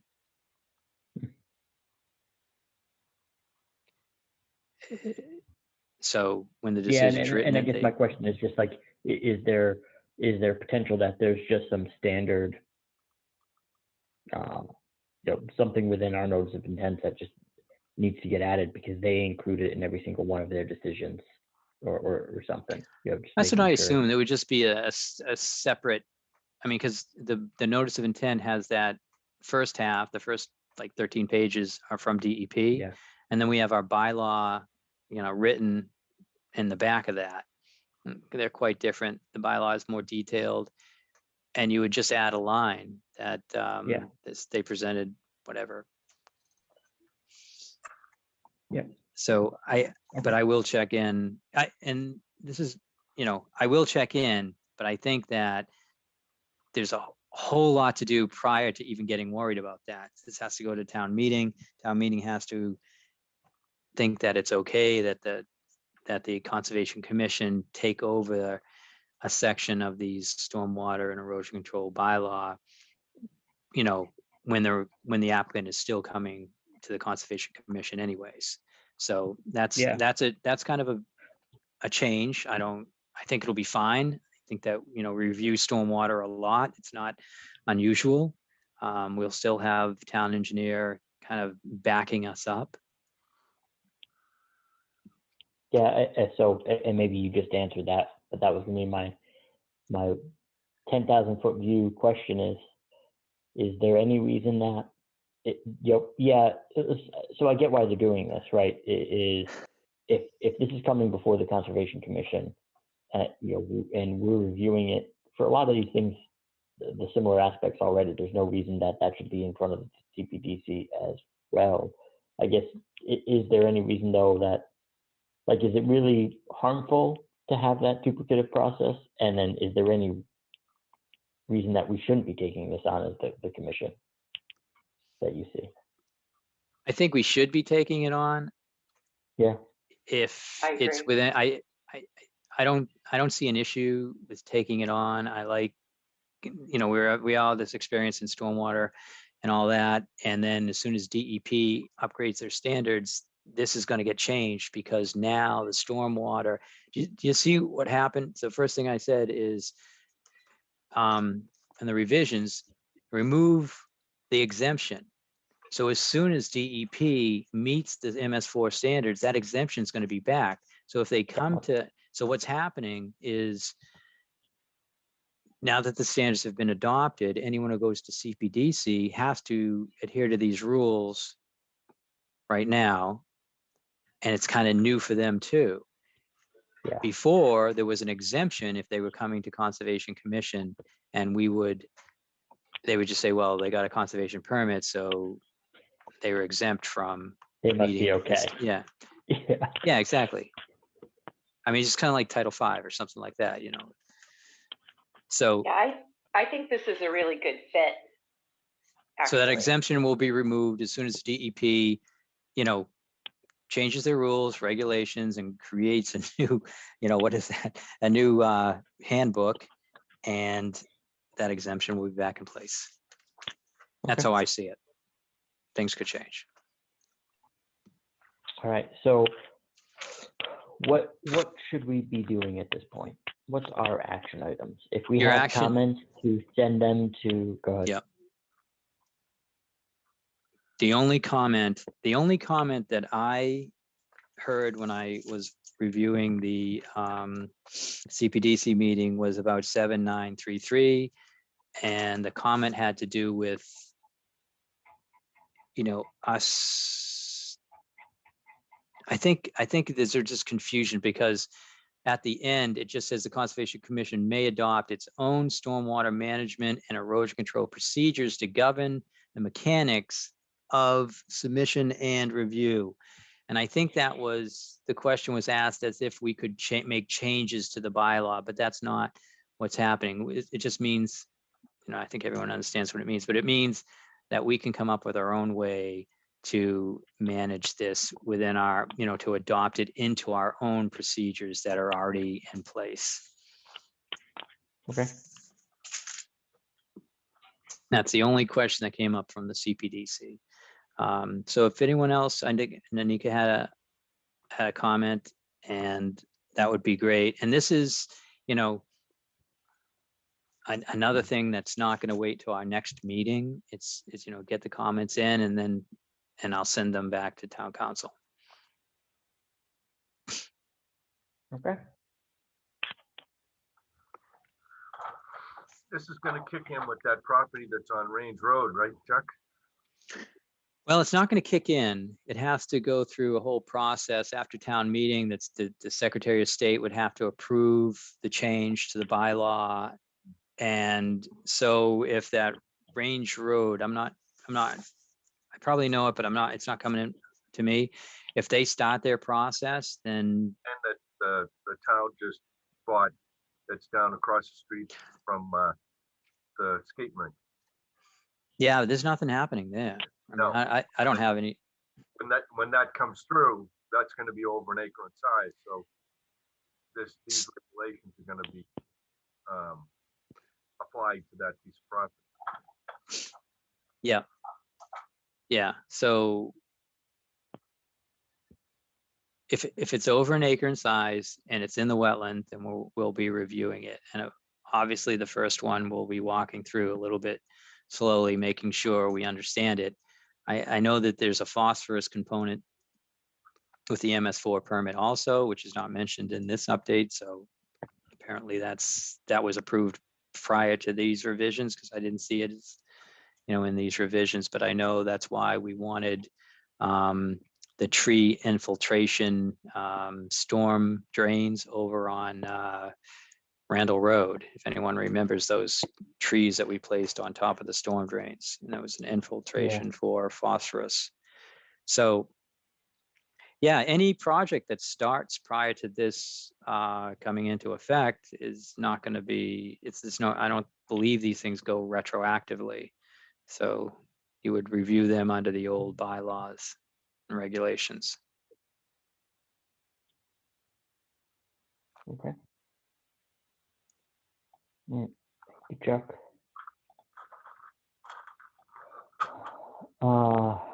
I am continuing again our Conservation Commission goals 2021. I have a goal. And go ahead. My goal is that Mike, it's at the chair, Mike Flynn, creates a list of goals within the next 2 meetings. I think that's a fair goal. I think in particular with, Chuck, maybe we can see this at the end, but if Small Lane is coming to us at the beginning of the next meeting, we may have another longer meeting, but this is something that. Sure. Yeah. The rest of the commission doesn't know about the small lane update. You want to let them know? Yeah, so small lane, well, I think should be coming to us. Have we received the documents yet? First meeting in March. No, it's proposed that it's going to be in the first meeting in March. I got a call from Maureen Harold of Norris Environmental, and she was asking me some questions about our filing procedure during CV-19 and COVID. And we started talking about the project a little bit, and she expects to have all the questions that the applicant has answered and something in front of me by the next meeting, which would put it on the first meeting in March. So that's going to come up, and I think that it's a 2-house subdivision on Small Lane, and Small Lane is where we have those 2 certificates of compliance that from Hughes and Dement, 18 and 22 Small Lane, and they're doing that restoration area or completing that, and we'll be looking at that this spring also. So that's the locus. And I guess that's your update too. Just expect that. If it's not. So if it's the first meeting in March, then maybe our next meeting is a good target, because the first meeting in March may be this year. Right. I think we've kept Mr. Rivers waiting long enough. This is for 445 Pearl Street. At the last meeting, we talked about the enforcement order at 445 and the activities that we had appeared to observe there. We had asked Mr. Rivers to talk to a professional about what could be done, and have that person come to this meeting, so that we could start to understand what he and the professional were proposing to be done. Mr. Rivers, you there? Yep, I'm here. Do you have an update for us? Yes, I reached out to my engineer, but he got back to me. It wasn't something that he does. He's basically a surveyor. But I did get a number of a person that I'm reaching out to now, Mary Rimmer, I think she is. I think she's worked with you guys before, so I think I'm on the right path now. Obviously, I've had some very poor weather conditions since the last meeting. I think it's been all snow covered since then, but I do intend to get in contact with her and have her come down to see it, depending on the weather. So I guess it's a little bit weather permitting. And I spoke with another guy about some other possibilities to stabilize the bank. It's just kind of brainstorming of, different possibilities while I'm waiting for the consultant. And then there was one other consultant from somebody at the DEP, but I haven't gotten the contact information yet. Yeah, that's great. I know Mary, and if she's going to work with you, that would be great. And I don't, whoever the DEP consultant is, that's probably, they understand what's going on, so that's probably also a very qualified person. So both those are good. I would ask that you let me know if and when you contract with someone, and we just need to start, keep making progress moving forward. I think that's what's kind of making this work out. It would be great to have Mary or whoever kind of evaluate what's out there, and then you should ask her to come to the next meeting. And it doesn't have to be a long presentation, and we can get you right at the front. If you contact me and you say, look, I got Mary, she'll talk at the meeting, I'll put you, right up front. So it's at least, you're not paying for a lot of time. So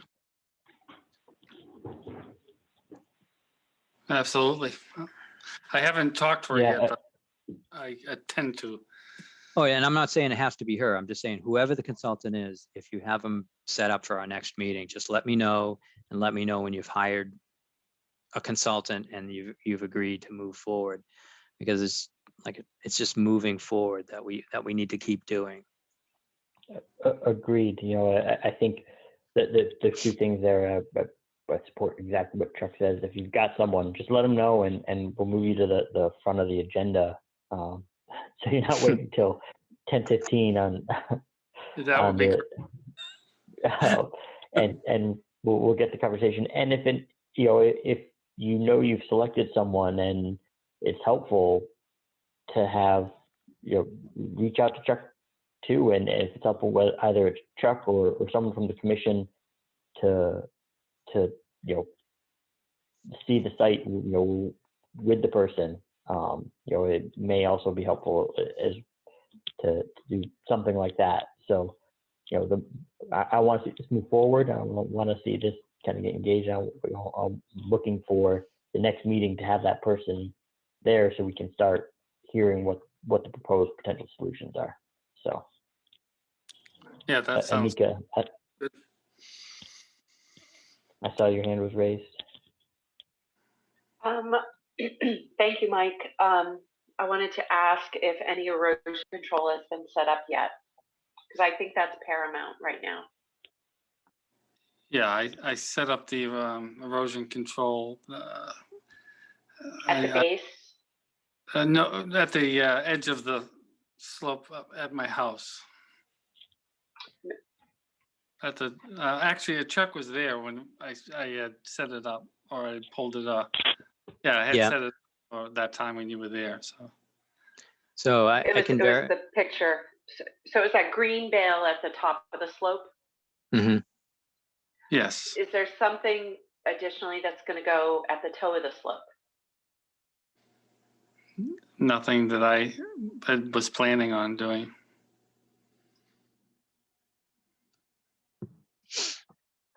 Can I just sort of explore, Chuck, what was the thought about setting it at the top of the bank as opposed to at the base of the fill area? So it's really tough to manage erosion a few inches before it falls into the stream. So you don't usually put it at the base anyways.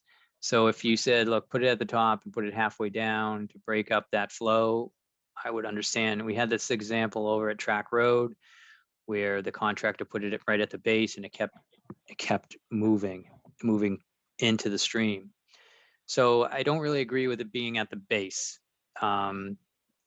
If whatever falls in that area is it's either set in place already, because that's a very stony area. It's not loose. And then at the base, it's lined with stone.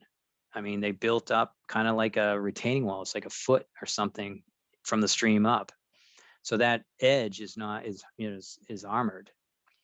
And that's how I saw it. I mean, if you're worried, if you want to take the next step, I would say filter fabric over that and just, try to stake that in or tie it in.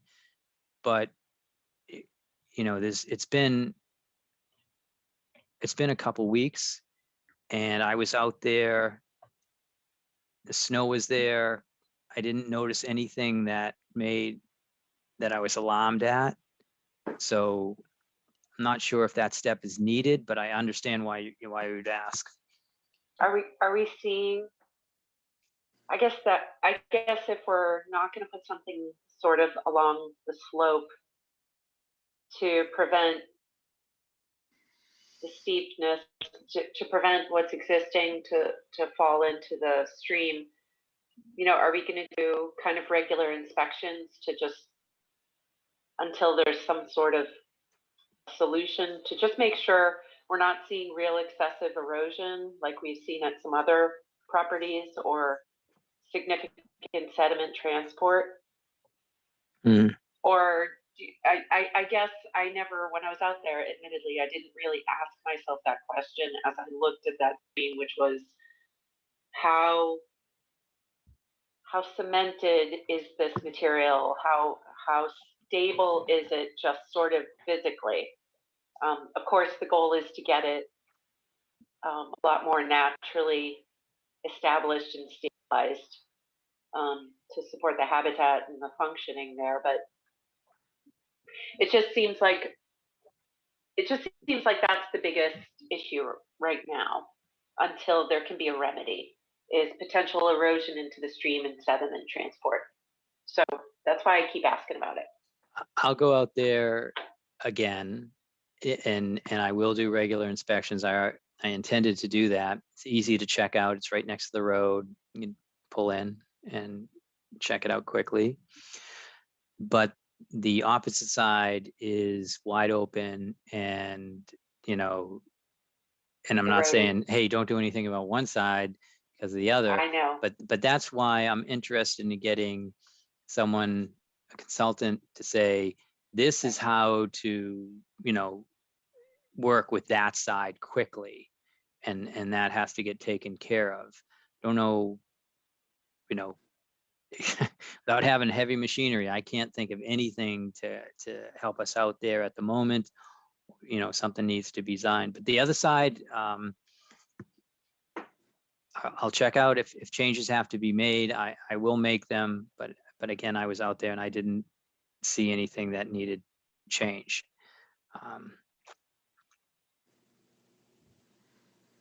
I mean, still, in my opinion, this, you know, the mulch sock is pretty good. It's heavy enough, it gets wet, it really beds into the ground, and it prevents that sheet flow from the top going down the side. So we've just isolated a lot of that water, or slowed it down, you know, before it hits the slope. And now it's covered in snow, which even helps more. So I'll keep an eye on it.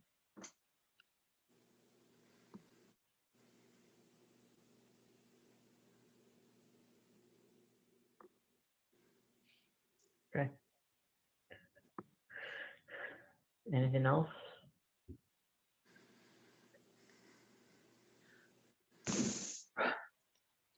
All right. Thank you, Mr. Rivers. Thank you. All right, we have minutes. Anybody have any comments? This was for January 13th. I don't forget the 27th too, or I think we just got the 13th. I think we did that at the last meeting. I'm not sure. I hope we did anyways. The minutes haven't been coming in. Yeah. Yeah. We're a month behind that, I think it's generally. So yeah, so I was. Any comments? No, I don't.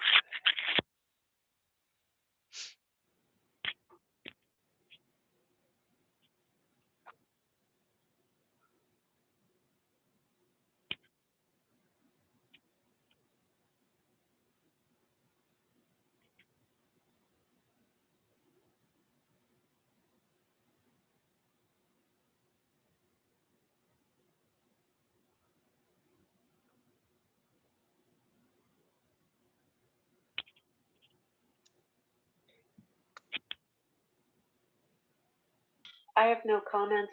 I'll make a motion to approve the minutes of January 13, 2021. Do I hear a second? We should change 103 Haverhill to Haverhill. 102 Haverhill.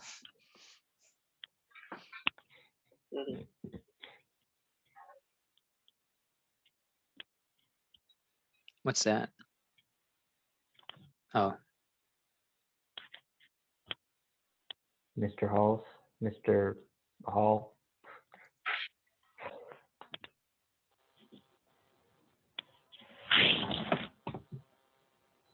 yeah. I'll make that change too. Do I hear a second as amended, if that's okay, Anika?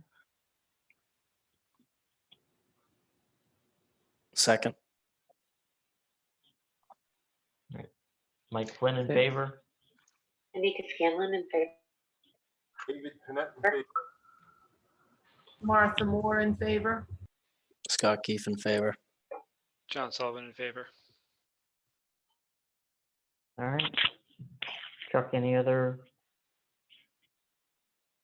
bills or anything? No, no bills. No, I've been, I don't know if you want to report on what we've paid out for Smith Oil, not tonight, but at the next meeting. Are you guys, you want to know anything like that? Is that a report you want? Do you want to know what we've paid for 1312 Main Street? I mean, those things I could do if you wanted that. Mike, you know, I'm not sure. Usually when you get down to the end of a project, you want to know if you have enough money, and that's the final bill. And that's when the question comes up. So 1312, I mean, seems like I mean, we're done, but yeah, I'd be interested how we're doing. You know, I know it was a thing with Smith Oil of like how much were we going to need LEC and what was going on out there. So I'd be interested Let's to see put what that on the agenda. Sure. Yeah.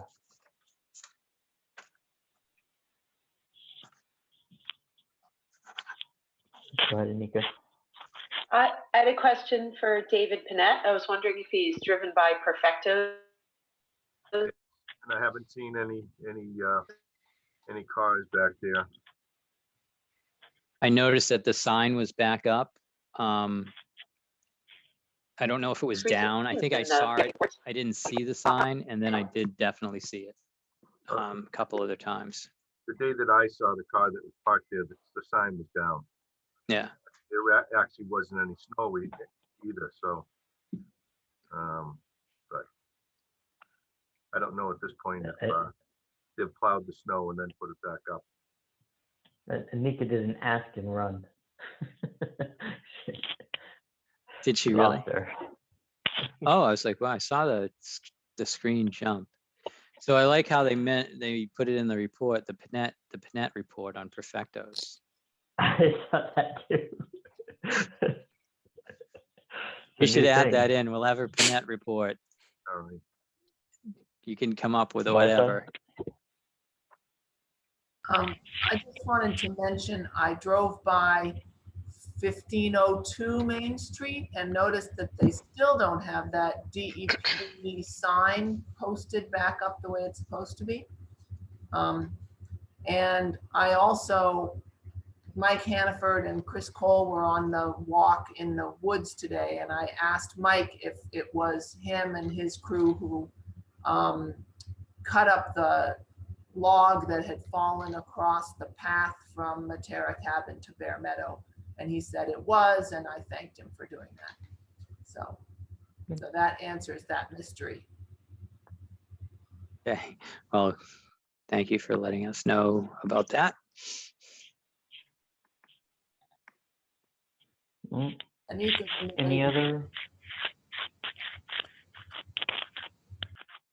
other items? No. Not then. Do I hear a motion to adjourn just in time for Anika to be back? So moved. Can I get a second? Second. All those in favor, please raise your hand. All right. Thank you. All right. Thanks, everyone. Have a good one.